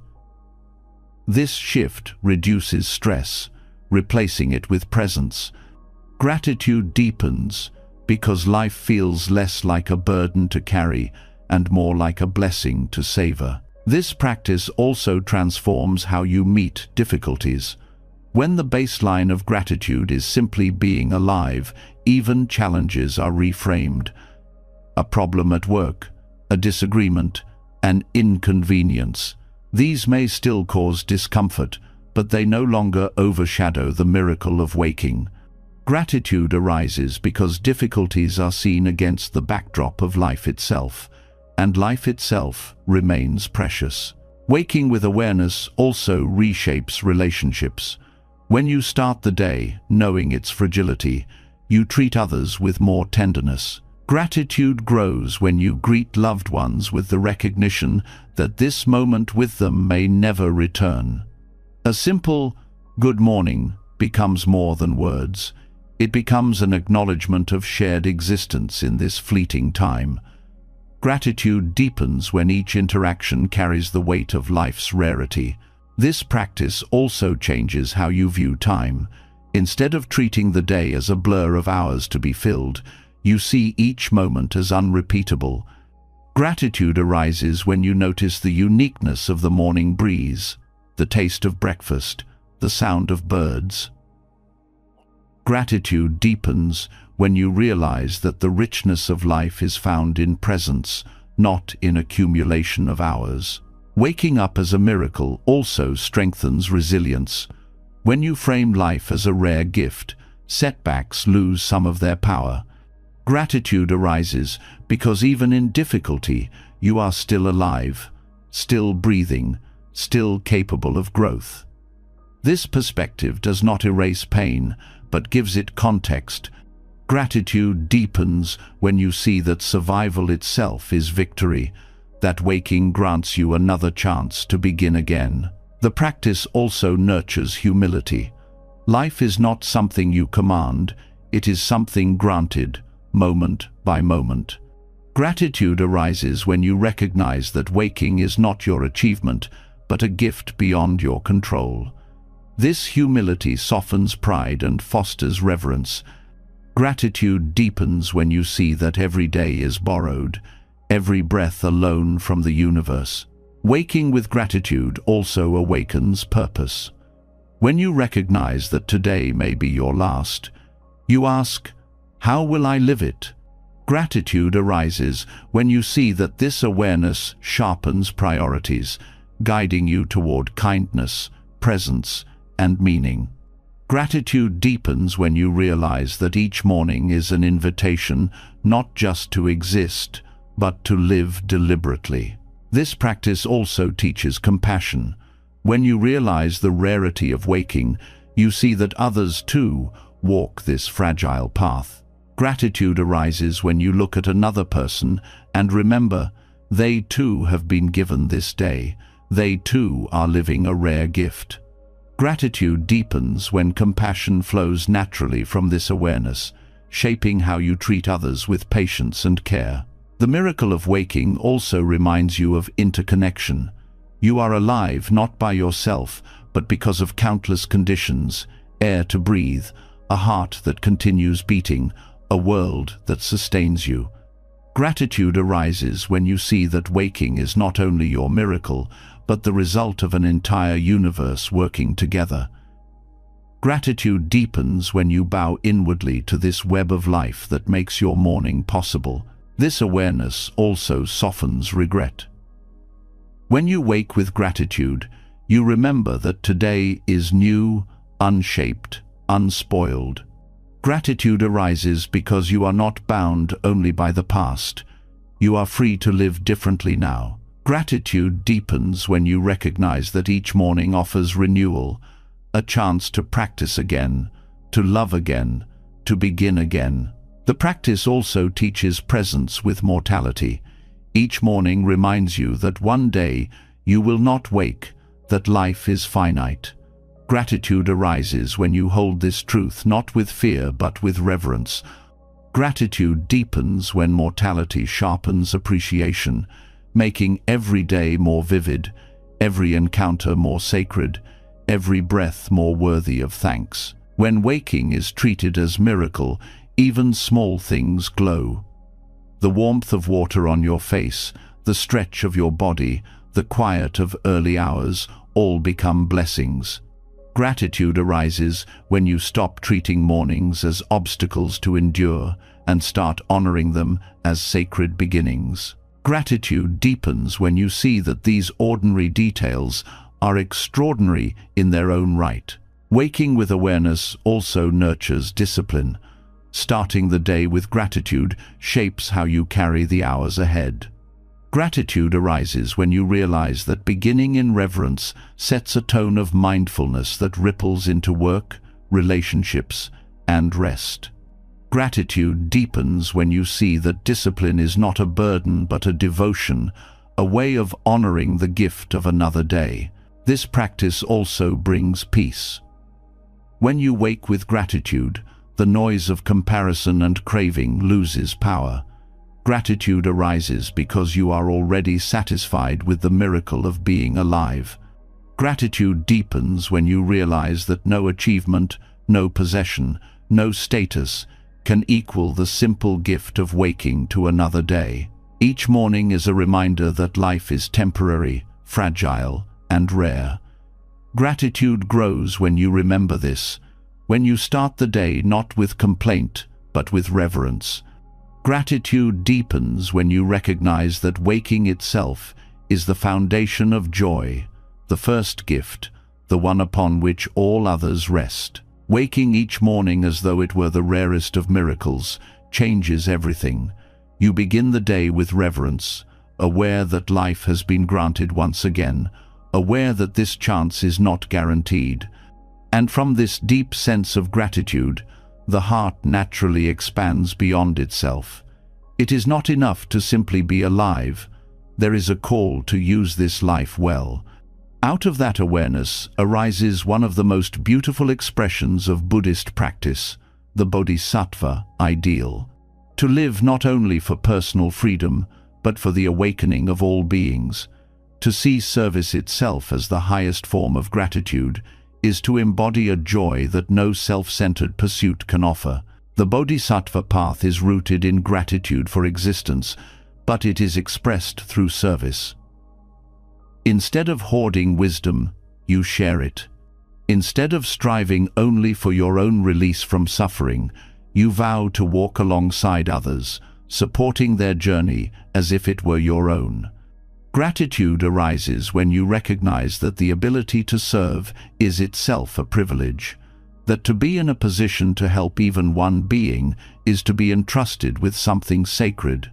Service on this path is not about grand gestures or recognition. It is about presence, patience, and compassion in the smallest acts.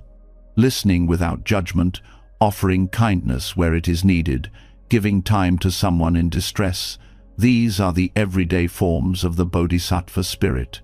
Gratitude deepens when you see that no act of service is wasted, that even the simplest gesture can ease suffering and ripple outward in ways you may never know. The Bodhisattva ideal also teaches that service is not a burden but a joy. Gratitude arises when you discover that helping others nourishes your own heart, that compassion gives energy rather than depletes it. In serving, you are reminded of interconnection, that others' happiness is tied to your own, that their relief from suffering lightens the world for everyone. Gratitude deepens when you see that service is not sacrifice, but participation in the great web of life. To walk this path requires humility. The Bodhisattva does not serve from a place of superiority, but from recognition of shared humanity. Gratitude arises when you remember that you, too, have been carried by countless others, the teachers who guided you, the strangers who helped you, the earth itself sustaining you. Service then becomes not an obligation, but a way of repaying a debt that can never truly be repaid. Gratitude deepens when you bow inwardly to this cycle of giving and receiving, knowing that by serving others, you are honoring all that has been given to you. The Bodhisattva ideal also reframes difficulty. When someone is unkind, instead of responding with resentment, you see an opportunity to practice patience and compassion. Gratitude arises when you realize that even those who challenge you are offering a chance to strengthen your practice. The gratitude is not for the harm itself, but for the wisdom it allows you to cultivate. Service then extends even to those who oppose you, because you understand they too are suffering, and your role is to ease, not to judge. This path also teaches the value of perseverance. The Bodhisattva vow is vast offering to serve all beings across endless time. Gratitude arises when you see that this vow is not meant to be completed, but to keep the heart open. The joy is not in finishing, but in continuing, in dedicating each step to something larger than yourself.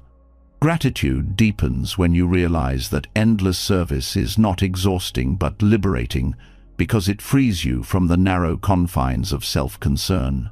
Service also transforms your relationship with purpose.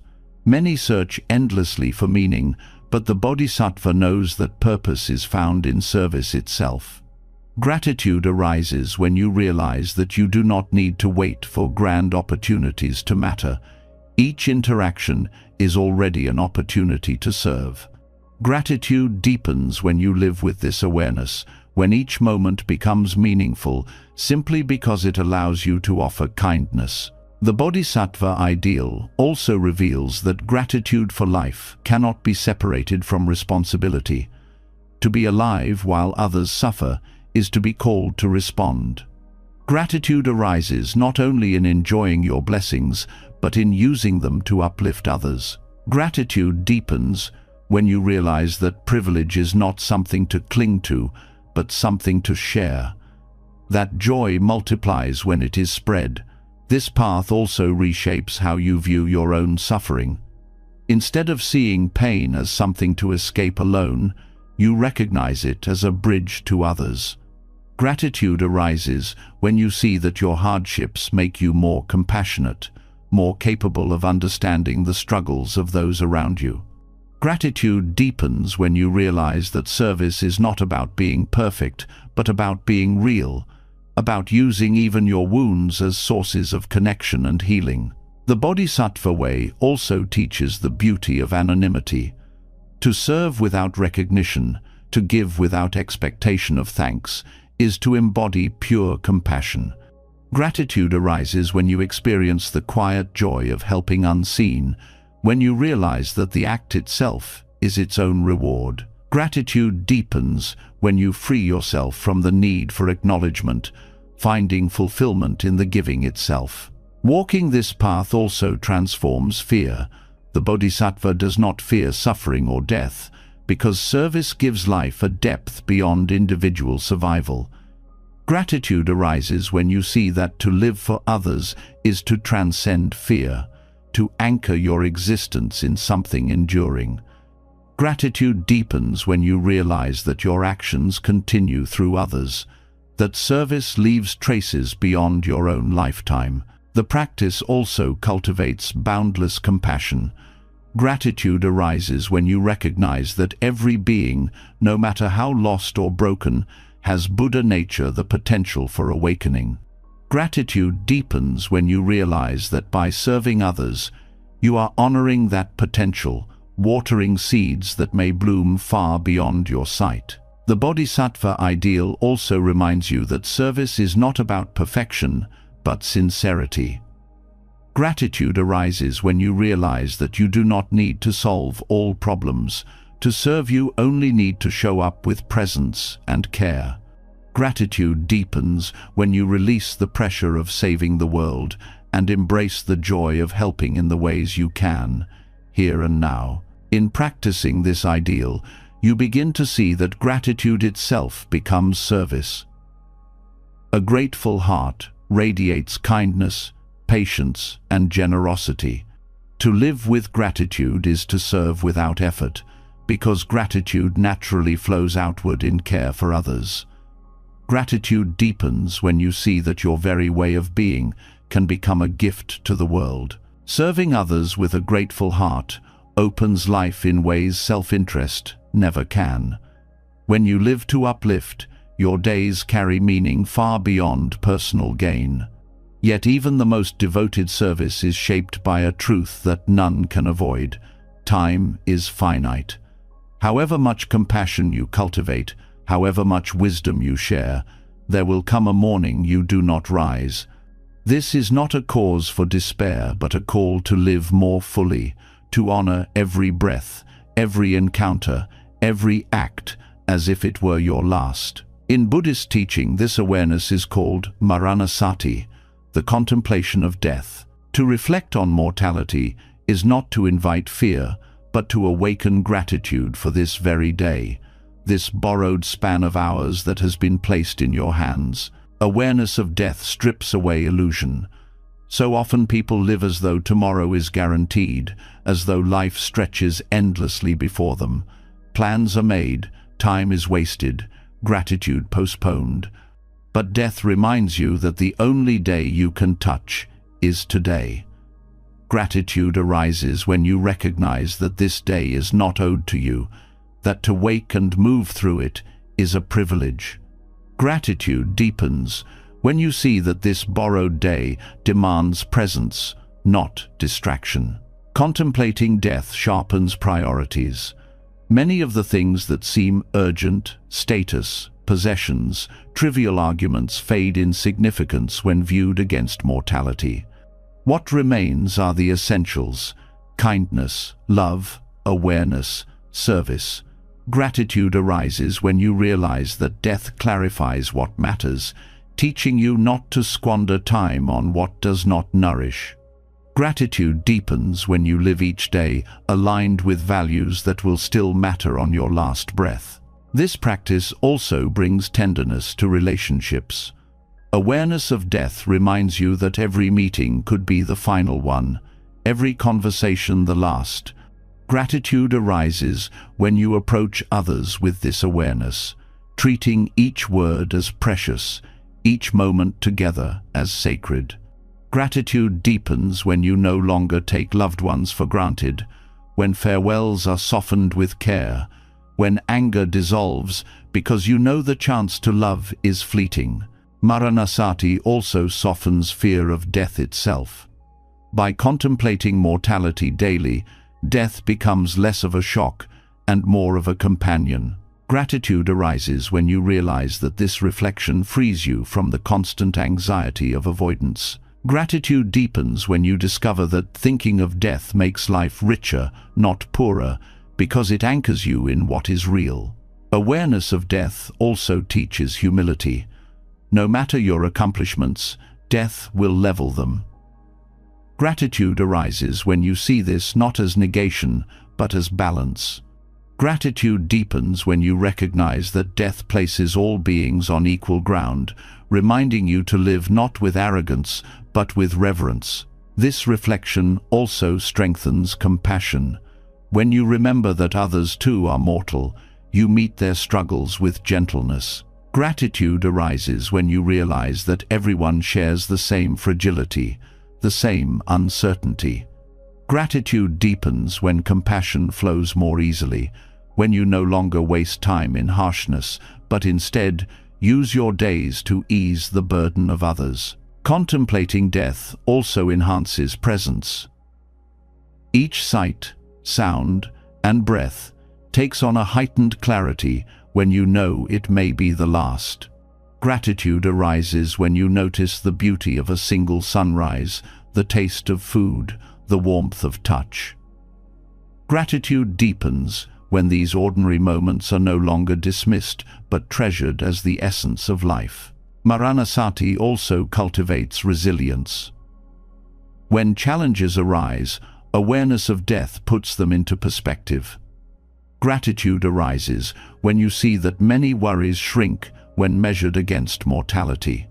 Gratitude deepens when you find strength in knowing that if this is your last day, you would rather meet it with courage than complaint. The contemplation of death also teaches acceptance. Life ends whether you resist or not. Gratitude arises when you release the struggle to deny it, when you bow to impermanence as part of the natural order. Gratitude deepens when acceptance brings peace, allowing you to live with more ease, knowing that nothing is permanent, but that every moment can be honored.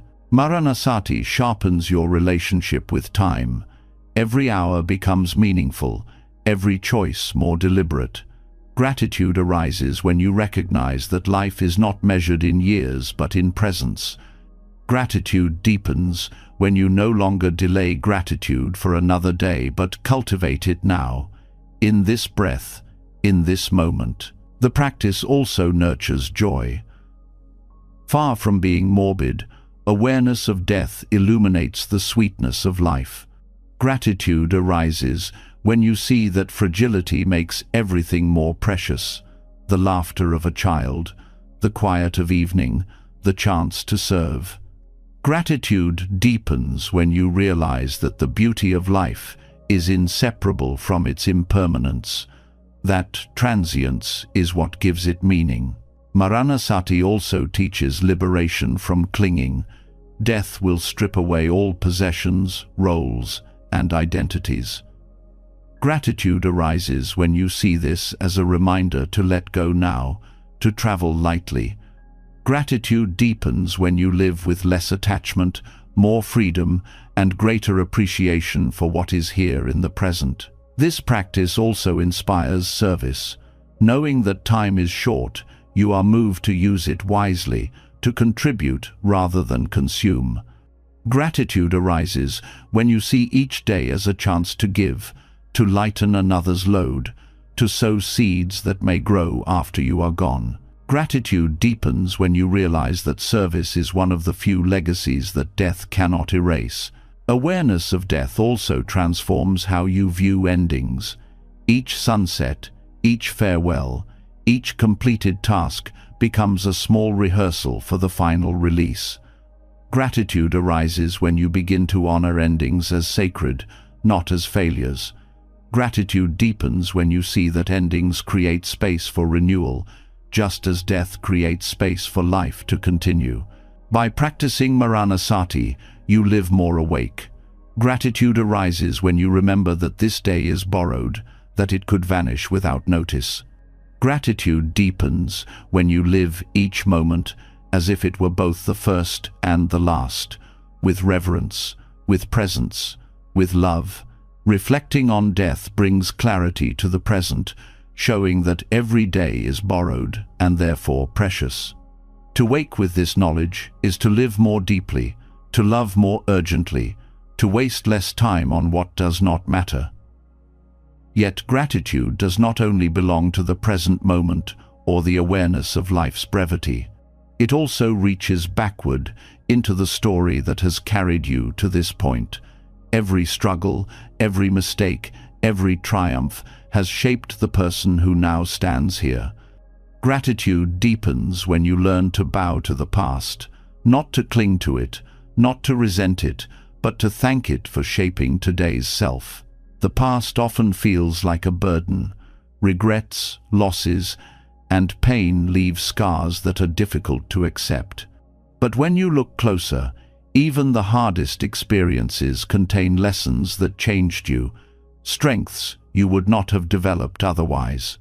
Gratitude arises when you see that your wounds made you tender, your failures taught resilience, and your heartbreaks opened compassion. Gratitude deepens when you stop cursing the past for its difficulties and instead thank it for the wisdom those difficulties brought. Mistakes are often the hardest to embrace. They linger in memory, replayed with shame or guilt. Yet mistakes are teachers that no book or lecture could replace. Each wrong turn showed you something about yourself, about your choices, about life's direction. Gratitude grows when you realize that your current clarity was born from those errors. Without them, you might still be blind to certain truths. Gratitude deepens when you see mistakes not as stains, but as stepping stones, part of the path that made you wiser. Struggles, too, become sources of gratitude. The times you thought you would break, but somehow endured. The nights you felt lost, but still rose in the morning. These shaped a resilience you now carry. Gratitude arises when you see that those seasons of hardship taught you patience, humility, and strength. Gratitude deepens when you understand that suffering was not meaningless, but formative, giving you the depth to meet life with compassion for yourself and others. Triumphs, on the other hand, are easier to thank, but no less important to honor. Every success, every victory, every moment of joy built confidence and gave you reason to continue. Gratitude arises when you look back and see how far you have come, how many challenges you have already faced and overcome. Gratitude deepens when you recognize that triumphs remind you of your capacity to grow, to create, to achieve, and to live with purpose. Even seemingly ordinary moments of the past shaped you. Conversations, friendships, books, and places, all of them left imprints. Gratitude grows when you recognize that the person you are today is not separate from these influences. Gratitude deepens when you realize that nothing was wasted, that even the smallest encounter contributed to the whole of your becoming.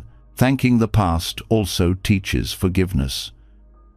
Gratitude arises when you soften toward your younger self, who acted with limited understanding but did the best possible at the time. Gratitude deepens when forgiveness replaces judgment, when you can look back and say, "Thank you for trying," even when you failed. This shift transforms regret into compassion, allowing gratitude to flow even for the parts of your history you once rejected. The past also connects you to lineage. Ancestors, teachers, and those who came before all shaped the conditions of your life. Gratitude arises when you remember that your path is not yours alone, but built on countless lives lived before you. Gratitude deepens when you honor their struggles, knowing that without them, you would not be here. Thanking the past becomes not just personal but collective, an acknowledgement of the web of lives that carried you forward. This practice also dissolves resentment. Gratitude arises when you see that even those who hurt you shaped your growth. Even those who opposed you pushed you toward strength. Gratitude deepens when you understand that their role, though painful, contributed to your wisdom. Thanking the past does not mean condoning harm, but it means recognizing the lessons that suffering left behind. Thanking the past also strengthens resilience for the future. Gratitude arises when you look back and see how much you have already survived.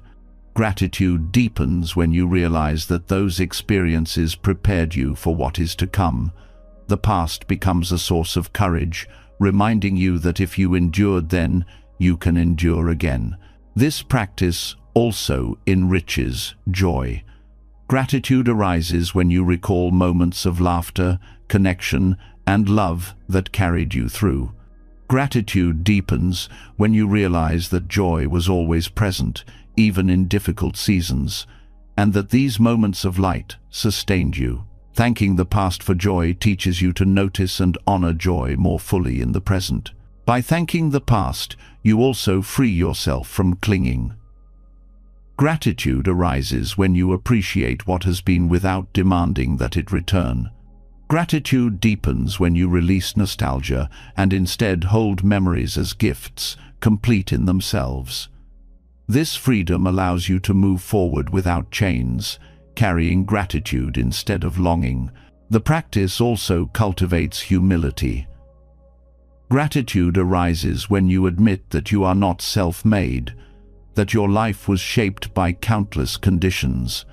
Gratitude deepens when you bow to the complexity of causes that formed you, recognizing that every chapter of your past, whether chosen or not, contributed to the present self. Thanking the past also teaches presence. Gratitude arises when you see that the past has already given its gifts, that today is where those gifts are meant to be lived.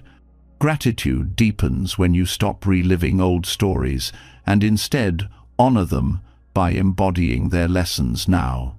The past becomes not a prison, but a foundation, steadying you in the present. This reflection also fosters compassion for others. Gratitude arises when you recognize that everyone carries a past filled with struggles, mistakes, and triumphs. Gratitude deepens when you treat others with the same compassion you have learned to give yourself, honoring their journeys as worthy of respect and understanding. Thanking the past also reshapes how you see time. Gratitude arises when you understand that life is a continuum, each moment shaping the next. Gratitude deepens when you see that the present is not separate from the past, but it's flowering. Every joy, every sorrow, every lesson blooms into now, and gratitude flows when you see that none of it was wasted. To thank the past is to honor life in its entirety. Gratitude arises when you bow to every moment that brought you here, when you embrace even the parts you once wished to erase. Gratitude deepens when you see that nothing could be left out, that the whole of your history shaped the whole of who you are. Thanking the past allows you to see how every struggle, mistake, and triumph carved the ground beneath your feet today. Gratitude blooms when you embrace those chapters, not as chains to hold you, but as roots that gave you strength. Yet if gratitude for the past steadies you, there is another step that frees you even more fully, the practice of meeting life as though for the first time. This is Shoshin, the beginner's mind. To live with beginner's mind is to release the burden of old judgments and fixed ideas, to look at each experience with openness and curiosity. Gratitude deepens when you stop expecting life to repeat itself and instead allow it to unfold fresh in every moment. Beginner's mind teaches you that knowledge, while useful, can sometimes narrow your vision. The more you think you already know, the less you truly see. Gratitude arises when you let go of rigid certainty and open yourself to wonder again. Gratitude deepens when you realize that every sunrise, though familiar, is new. Every conversation, though with the same person, is different. Every breath, though countless, is unrepeatable. The beginner's mind transforms routine into miracle. This practice is not about forgetting the past, but about not being imprisoned by it. Gratitude arises when you release the weight of past disappointments, allowing yourself to meet the present without the shadow of old pain. Gratitude deepens when you stop comparing today to yesterday and instead receive it as unique. Each moment becomes worthy of thanks because it has never happened before and will never happen again. Shoshin also teaches humility. To adopt a beginner's mind is to admit you do not have all the answers, that life is bigger than your understanding. Gratitude arises when you bow to this vastness, when you let yourself be a student of the world. Gratitude deepens when humility frees you from arrogance, opening the heart to constant learning. Every person becomes a teacher, every situation a classroom, and gratitude flows because the world is alive with lessons. This mindset also renews joy.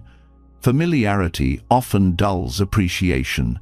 You stop noticing what surrounds you because you believe you already know it.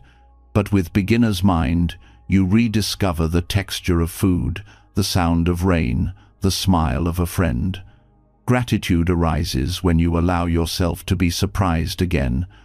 Gratitude deepens when joy emerges not from novelty, but from seeing the ordinary with fresh eyes. Shoshin is especially powerful in relationships. When you think you already know someone completely, you stop listening fully, stop noticing their changes.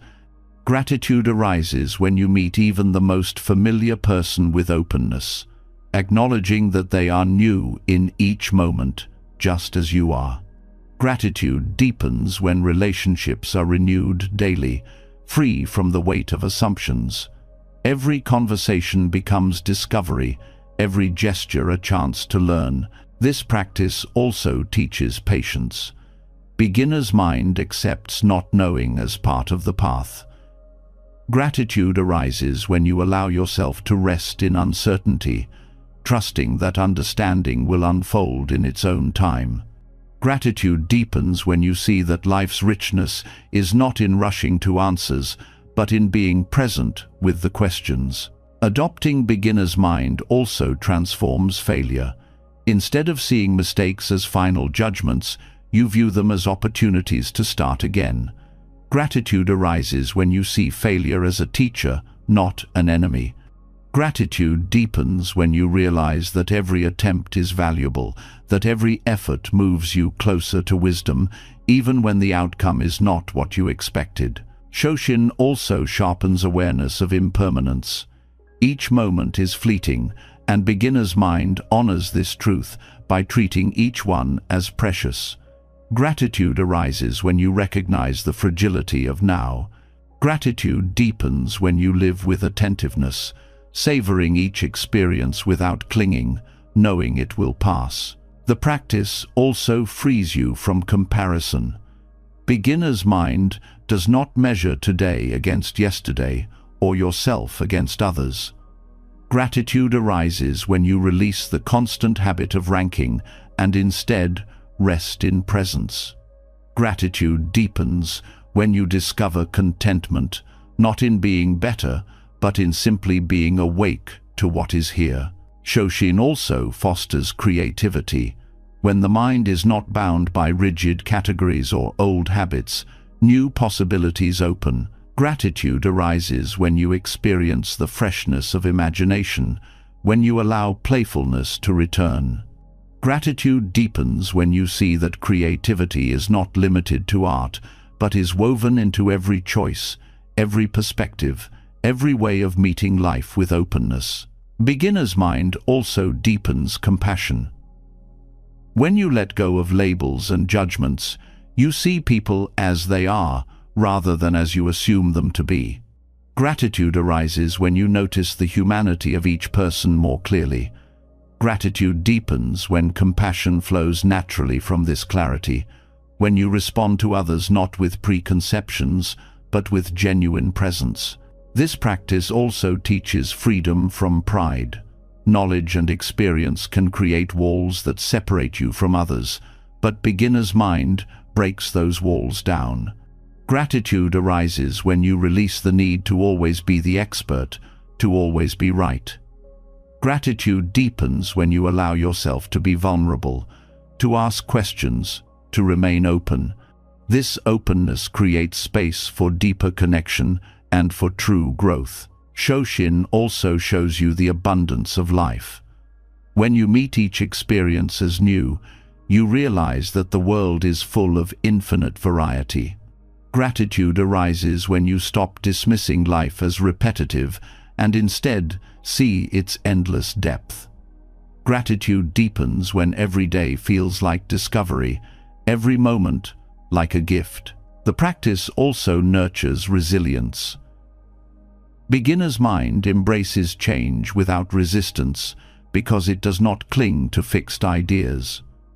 Gratitude arises when you see that flexibility allows you to adapt to life's shifts. Gratitude deepens when you realize that resilience is not about force, but about openness, about meeting each change as an opportunity rather than a threat. In daily life, beginner's mind turns ordinary routines into sacred practices.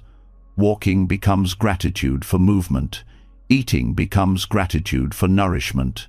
Listening becomes gratitude for connection. Gratitude arises when you notice these simple things anew. Gratitude deepens when you see that beginner's mind transforms not by adding more, but by helping you see what was already there.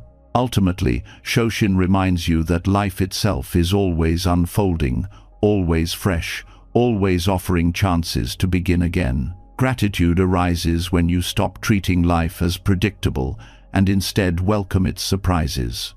Gratitude deepens when you live not as someone who has already arrived, but as someone always learning, always growing, always starting. Approaching life with beginner's mind opens the door to wonder. You begin to see the world not as something already known, but as something endlessly alive and surprising. And once the mind is softened in this way, gratitude no longer belongs only to grand experiences or rare moments of joy. It begins to flow into the simplest details of existence: the sunlight filtering through a window, the sound of rain on the roof, the warmth of laughter, the stillness of silence. When you learn to notice these ordinary sights and sounds, gratitude deepens into a way of being, because life reveals its beauty not only in extraordinary moments, but in the countless small miracles that sustain you every day. Sunlight is one of the simplest gifts, yet so often ignored. It spills across the earth without demand, nourishing plants, warming skin, and marking the rhythm of time. Gratitude arises when you pause to notice its presence, the way it paints the morning sky, the way it shifts through the hours, the way it makes life itself possible. Gratitude deepens when you realize that without sunlight, nothing could grow, no breath could be taken, no joy could unfold. To see sunlight not as background, but as blessing, is to live in continual thankfulness. Rain is another teacher of gratitude. For some, it is an inconvenience, but with awareness, it becomes a miracle. Each drop carries the gift of renewal, nourishing soil, filling rivers, quenching thirst. Gratitude arises when you hear the rhythm of rain on leaves, on rooftops, on earth, recognizing it as the sound of life replenishing itself. Gratitude deepens when you see that rain is not interruption, but generosity, falling freely, asking nothing in return. Even the grayest days reveal abundance when you learn to thank the rain. Laughter, too, is often overlooked. It rises suddenly, unplanned, and dissolves tension in an instant. Gratitude arises when you recognize laughter as medicine, a reminder of lightness, even in difficulty. Gratitude deepens when you cherish the shared joy it creates, the way it connects hearts without need for explanation.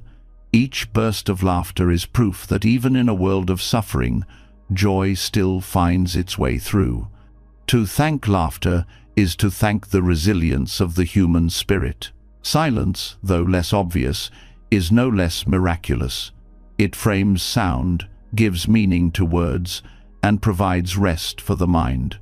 Gratitude arises when you recognize that silence is not emptiness but fullness, a space where awareness expands. Gratitude deepens when you learn to rest in it, to value its depth as much as noise. Without silence, there would be no music, no clarity, no peace. Gratitude grows when you begin to see silence as a living presence, always available, always nourishing. Ordinary sights also reveal abundance. The colors of leaves changing with the seasons, the patterns of clouds drifting across the sky, the flicker of candlelight in the evening, all are miracles often passed by unnoticed. Gratitude arises when you pause to truly see, when you let your eyes rest long enough for beauty to reveal itself. Gratitude deepens when you realize that wonder is not hidden but overlooked, that the world is always offering beauty to those who are willing to look. The same is true of ordinary sounds, the rustling of trees, the hum of bees, the flow of water, even the rhythm of footsteps, all carry the music of life. Gratitude arises when you listen with care, when you stop treating these sounds as background and start honoring them as reminders of connection. Gratitude deepens when you realize that every sound is fleeting, unique to that moment, never to be heard in the same way again. Each one is worthy of thanks. Even the breath itself carries its own sound, soft and subtle, reminding you of life's continuity. Gratitude arises when you hear this rhythm, steady and quiet, sustaining you without demand. Gratitude deepens when you realize that this sound will one day cease, making every breath now an irreplaceable gift. To thank the sound of breath is to thank life itself, rising and falling with each inhale and exhale. Ordinary encounters also hold beauty. The sound of footsteps in a hallway, the sight of neighbors passing by, the murmur of conversation in a cafe, all are pieces of a larger symphony of human life. Gratitude arises when you see these as signs of connection, of community, of shared existence. Gratitude deepens when you realize that these sounds and sights mean you are not alone, that you are part of a world alive with movement and interaction. Even the most mundane details, the clinking of dishes, the turning of pages, the creak of a chair, become sacred when viewed with gratitude. Each is a reminder of being alive, of interacting with a world that responds, that speaks back in countless small ways. Gratitude arises when you honor these simple exchanges. Gratitude deepens when you understand that life is built not of rare events, but of countless small moments, each carrying beauty if only you pay attention. Seeing beauty in ordinary sights and sounds also teaches patience. Gratitude arises when you slow down enough to notice the play of light, the texture of fabric, the rhythm of a bird's call. Gratitude deepens when you realize that life does not need to be extraordinary to be meaningful. Presence reveals that the extraordinary is already here, woven into the ordinary. This practice also teaches humility. Gratitude arises when you realize that the world offers endless gifts without your effort. The sunrise, the rain, the laughter of others. Gratitude deepens when you bow inwardly to this generosity, recognizing that much of what sustains you is given freely, without condition.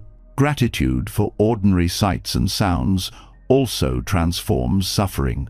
Even in difficulty, you can find moments of light, a warm patch of sunlight on your skin, the sound of wind moving through trees, a child's laughter breaking tension. Gratitude arises when you allow these moments to soothe you, to remind you that beauty persists even in hardship. Gratitude deepens when you recognize that life always carries both struggle and wonder, and that noticing the wonder sustains you through the struggle. By honoring ordinary sights and sounds, you begin to live more fully. Gratitude arises when you stop rushing past the details and start resting in them. Gratitude deepens when every day feels rich, not because of grand events, but because of the depth you bring to simple moments. Noticing beauty in the ordinary softens the heart, teaching you that life's treasures are not hidden in faraway places, but present in every sight, every sound, every fleeting moment. Yet gratitude can go even deeper, reaching into the very nature of who you believe you are. For beneath the ordinary lies the most profound of Buddhist insights, anatta, the truth of non-self. To realize non-self is to see that the I you cling to is not fixed or permanent, but a flowing constellation of causes and conditions. Gratitude arises not from defending the ego, but from releasing it, from awakening to the freedom that comes when the walls of separateness dissolve. The idea of self feels solid. You grow up with a name, a body, a story, and it becomes easy to believe that this collection is permanent, unchanging. Yet when examined closely, none of it is fixed. The body is constantly renewing itself, the mind is always shifting, and even your identity evolves through time. Gratitude arises when you realize that you are not trapped in one rigid definition. Gratitude deepens when you see that non-self is not erasure, but liberation, giving you the freedom to change, to grow, to be more than the roles and labels you once clung to. This realization also dissolves the burden of ego. Much of suffering comes from defending the idea of me, my pride, my status, my possessions. When you begin to see that this me is not solid, gratitude arises because the struggle softens. Gratitude deepens when you discover that without the constant weight of ego, life feels lighter, more open. You no longer need to prove yourself endlessly, because there is no fixed self to protect. Non-self also awakens compassion. When the walls between me and you soften, gratitude arises for the interconnectedness of life. Gratitude deepens when you realize that others are not separate from you, but part of the same flowing web of existence. Their suffering is not alien but shared, their joy not distant but resonant. Gratitude grows when you see that caring for others is not duty, but recognition that their life and your life are inseparable. Realizing non-self also changes how you view mistakes. When you believe in a solid self, failures feel like permanent stains on who you are. But with non-self, you see that no single act defines you, that identity is fluid.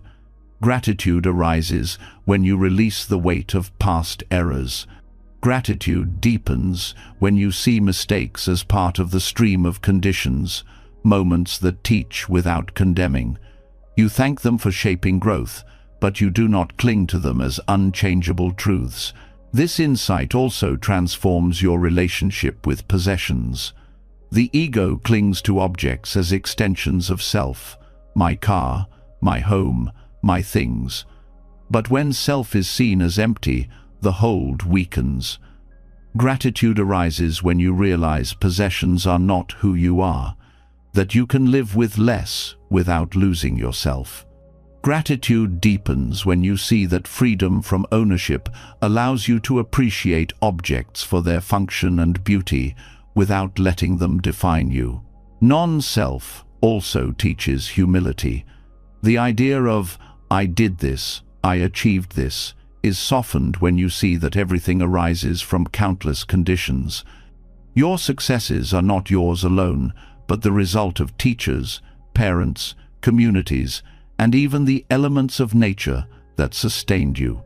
Gratitude arises when you bow to this truth, recognizing the network of support that makes life possible. Gratitude deepens when humility becomes natural, when you thank not only people, but the whole universe for your very being. This perspective also eases conflict. Many arguments arise from clashing egos, each defending its identity. Realizing non-self softens the need to win, the need to prove. Gratitude arises when you let go of defending I and instead listen with openness. Gratitude deepens when conflicts transform into opportunities for understanding, when relationships heal through humility rather than pride. Non-self also changes how you view impermanence. When you cling to a fixed self, aging and death feel terrifying, as if something solid is being destroyed. But when you see that the self was never solid to begin with, gratitude arises for the flow of life. Gratitude deepens when you accept aging as transformation, death as return, and each stage of existence as part of a larger unfolding. This realization also enhances joy in the present. Without the heavy burden of I and mine, you meet experiences more freely. Gratitude arises when you savor without clinging, love without possession, act without demand for recognition. Gratitude deepens when joy is found not in ownership, but in participation, in being part of life's flow. Non-self also dissolves comparison. Ego constantly measures, am I better, worse, greater, smaller? But with non-self, these comparisons lose their grip. Gratitude arises when you release the need to compete. When you stop binding your worth to others' paths. Gratitude deepens when you appreciate your journey as unique as one expression of countless conditions, neither superior nor inferior, but simply alive. The practice also reveals resilience. Ego fears change, but non-self welcomes it, knowing that identity is fluid. Gratitude arises when you adapt to shifts without fear of losing yourself. Gratitude deepens when you see that resilience is not resistance but openness, a willingness to let go of rigid identity and meet life as it comes. Realizing non-self also transforms love. Ego often makes love about possession, about you are mine. But when you release self, love becomes freer, more expansive. Gratitude arises when you experience love without grasping, caring without controlling. Gratitude deepens when you see love as a gift of connection, not a property to defend. Even suffering is softened through non-self. Pain feels unbearable when tied to identity. This is happening to me. But when the self is seen as fluid, suffering becomes part of the flow, not a fixed condemnation. Gratitude arises when you see that suffering too changes, that it does not define you. Gratitude deepens when compassion arises from this understanding, for yourself and for others who suffer. Non-self also opens the door to wonder.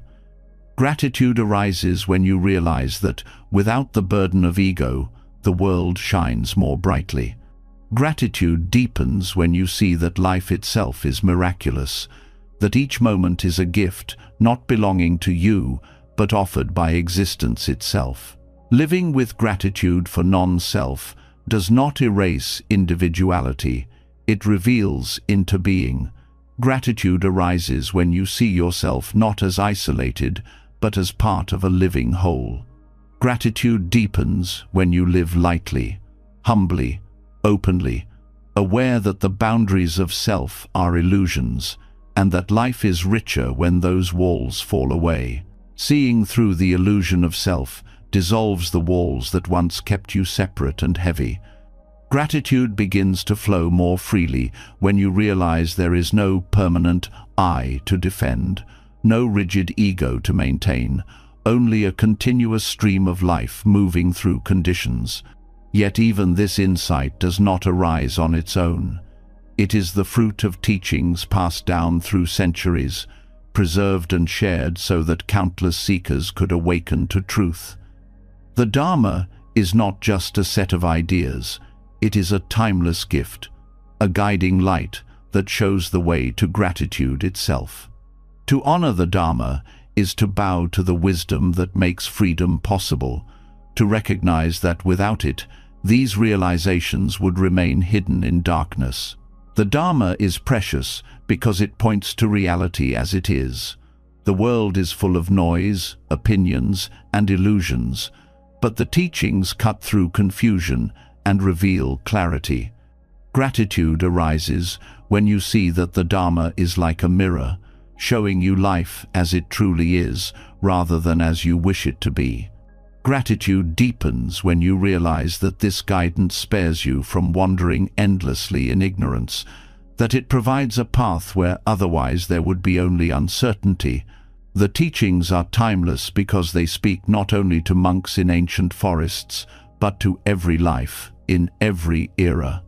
Gratitude arises when you notice that the same wisdom that calmed the minds of seekers thousands of years ago can also soothe the restlessness of today. Gratitude deepens when you realize that truth does not expire, that impermanence, compassion, mindfulness, and interdependence remain as relevant now as they were then.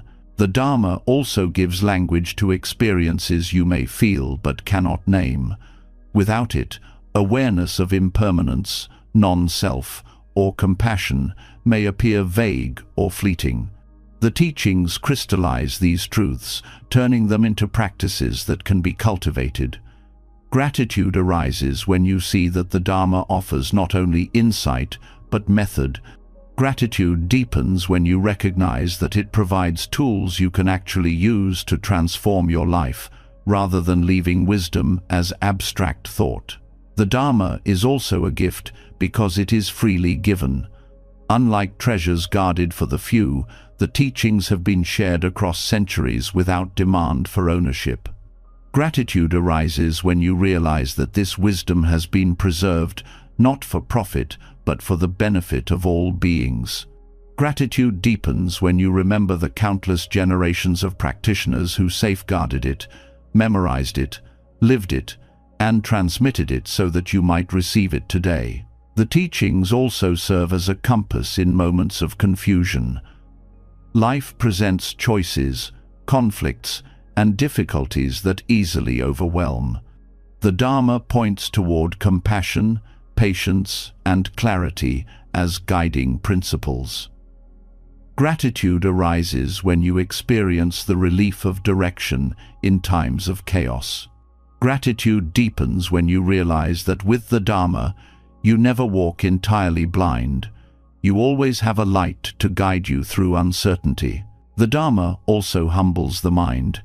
Gratitude arises when you realize that the wisdom you follow is larger than your individual opinions or preferences. Gratitude deepens when you allow the teachings to reshape you, to challenge your assumptions, to expand your understanding beyond what your ego clings to. By surrendering to the Dharma, you grow not smaller, but freer. The teachings are also a refuge. In times of suffering, the Dharma offers solace by reminding you that pain is part of life, but not the entirety of it. Gratitude arises when you see that the Dharma does not deny suffering, but shows how to transform it into wisdom. Gratitude deepens when you find comfort in knowing that no matter the weight of hardship, the teachings provide a path to relief. The Dharma also teaches balance. In a world that swings between extremes of indulgence and denial, it offers the middle way. Gratitude arises when you discover the steadiness this brings, when you no longer feel pulled apart by opposing forces. Gratitude deepens when you recognize that balance is not mediocrity, but harmony, a way of walking with both freedom and responsibility. The teachings also nurture compassion. Gratitude arises when you see how the Dharma trains the heart to move beyond selfishness, to feel the suffering of others as your own. Gratitude deepens when you experience the joy of living with kindness, when you realize that compassion is not weakness, but strength, a strength born from wisdom rather than pride. The Dharma is also timeless because it adapts without losing its essence. Gratitude arises when you see that the teachings can be practiced in a temple, at home, at work, or in silence. Gratitude deepens when you realize that the Dharma is not bound to culture or time period, that it bends to meet the needs of every seeker while remaining rooted in truth. The gift of the Dharma also lies in its universality. Though born in a particular place, its essence speaks to all humanity. Gratitude arises when you realize that its insights into impermanence, suffering, compassion, and wisdom are human truths, not limited to any one group. Gratitude deepens when you see how it creates bridges between people, dissolving divisions by pointing to the common ground of shared humanity. The Dharma also encourages direct experience. Unlike systems that demand blind belief, it invites you to see for yourself, to test the teachings in your own life. Gratitude arises when you realize that you are trusted with this responsibility, that you do not need to surrender reason, but to cultivate awareness. Gratitude deepens when the teachings prove themselves through lived experience, showing their truth not through authority, but through transformation. This guidance also protects from despair. In a world filled with conflict and suffering, it is easy to feel hopeless. The Dharma reminds you that suffering is not the end, but the doorway to awakening. Gratitude arises when you see that even pain carries meaning within this framework. Gratitude deepens when you recognize that no matter how heavy life feels, the Dharma keeps the path open to peace. The Dharma also teaches interbeing. Gratitude arises when you understand through its wisdom that you are never alone, that your life is woven into a fabric of causes and conditions. Gratitude deepens when you realize that this interconnectedness means every action matters, every choice has power, and every moment is alive with possibility. Honoring the Dharma also means honoring those who carried it before you. Gratitude arises when you consider the monks, nuns, teachers, and practitioners who preserved it through wars, famines, and exile. Gratitude deepens when you realize that their sacrifices ensure you can hear these teachings today. To practice the Dharma is to keep their gift alive, to become part of an unbroken chain of gratitude stretching across centuries. The Dharma is a timeless gift because it not only reveals truth, but continually points you back to gratitude itself. Gratitude arises when you realize that every teaching, the impermanence of life, the freedom of non-self, the compassion of the Bodhisattva path, returns you to thankfulness for being alive. Gratitude deepens when you see that the Dharma is not separate from gratitude, but its foundation, its guide, and its expression. As this journey comes to a close, take a moment to feel the quiet truth running through all these teachings. Gratitude is not a single act, not a polite word, but a way of living. It begins with impermanence, the fleeting nature of all things.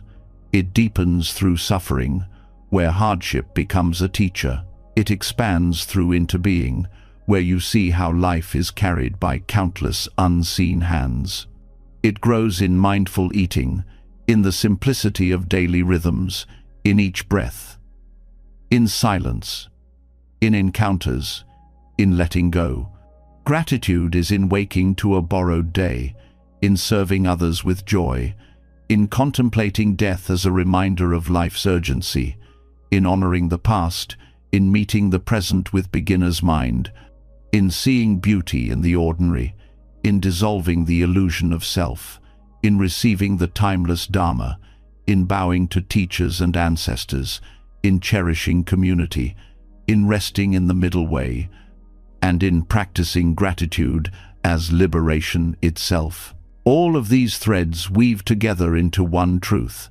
Today is enough. This moment is enough. Gratitude is not waiting in the future. It is already here, now, quietly asking you to notice. Before you drift into rest, I'd love to hear from you what part of these teachings touched your heart the most tonight. Leave a comment below and share the lesson you're taking with you. And if you'd like more wisdom to guide you into peace, clarity, and gratitude, don't forget to subscribe and ring the bell. That way, Each new teaching will be here waiting for you, like an old friend returning to remind you of what truly matters. Sleep well, with gratitude in your heart.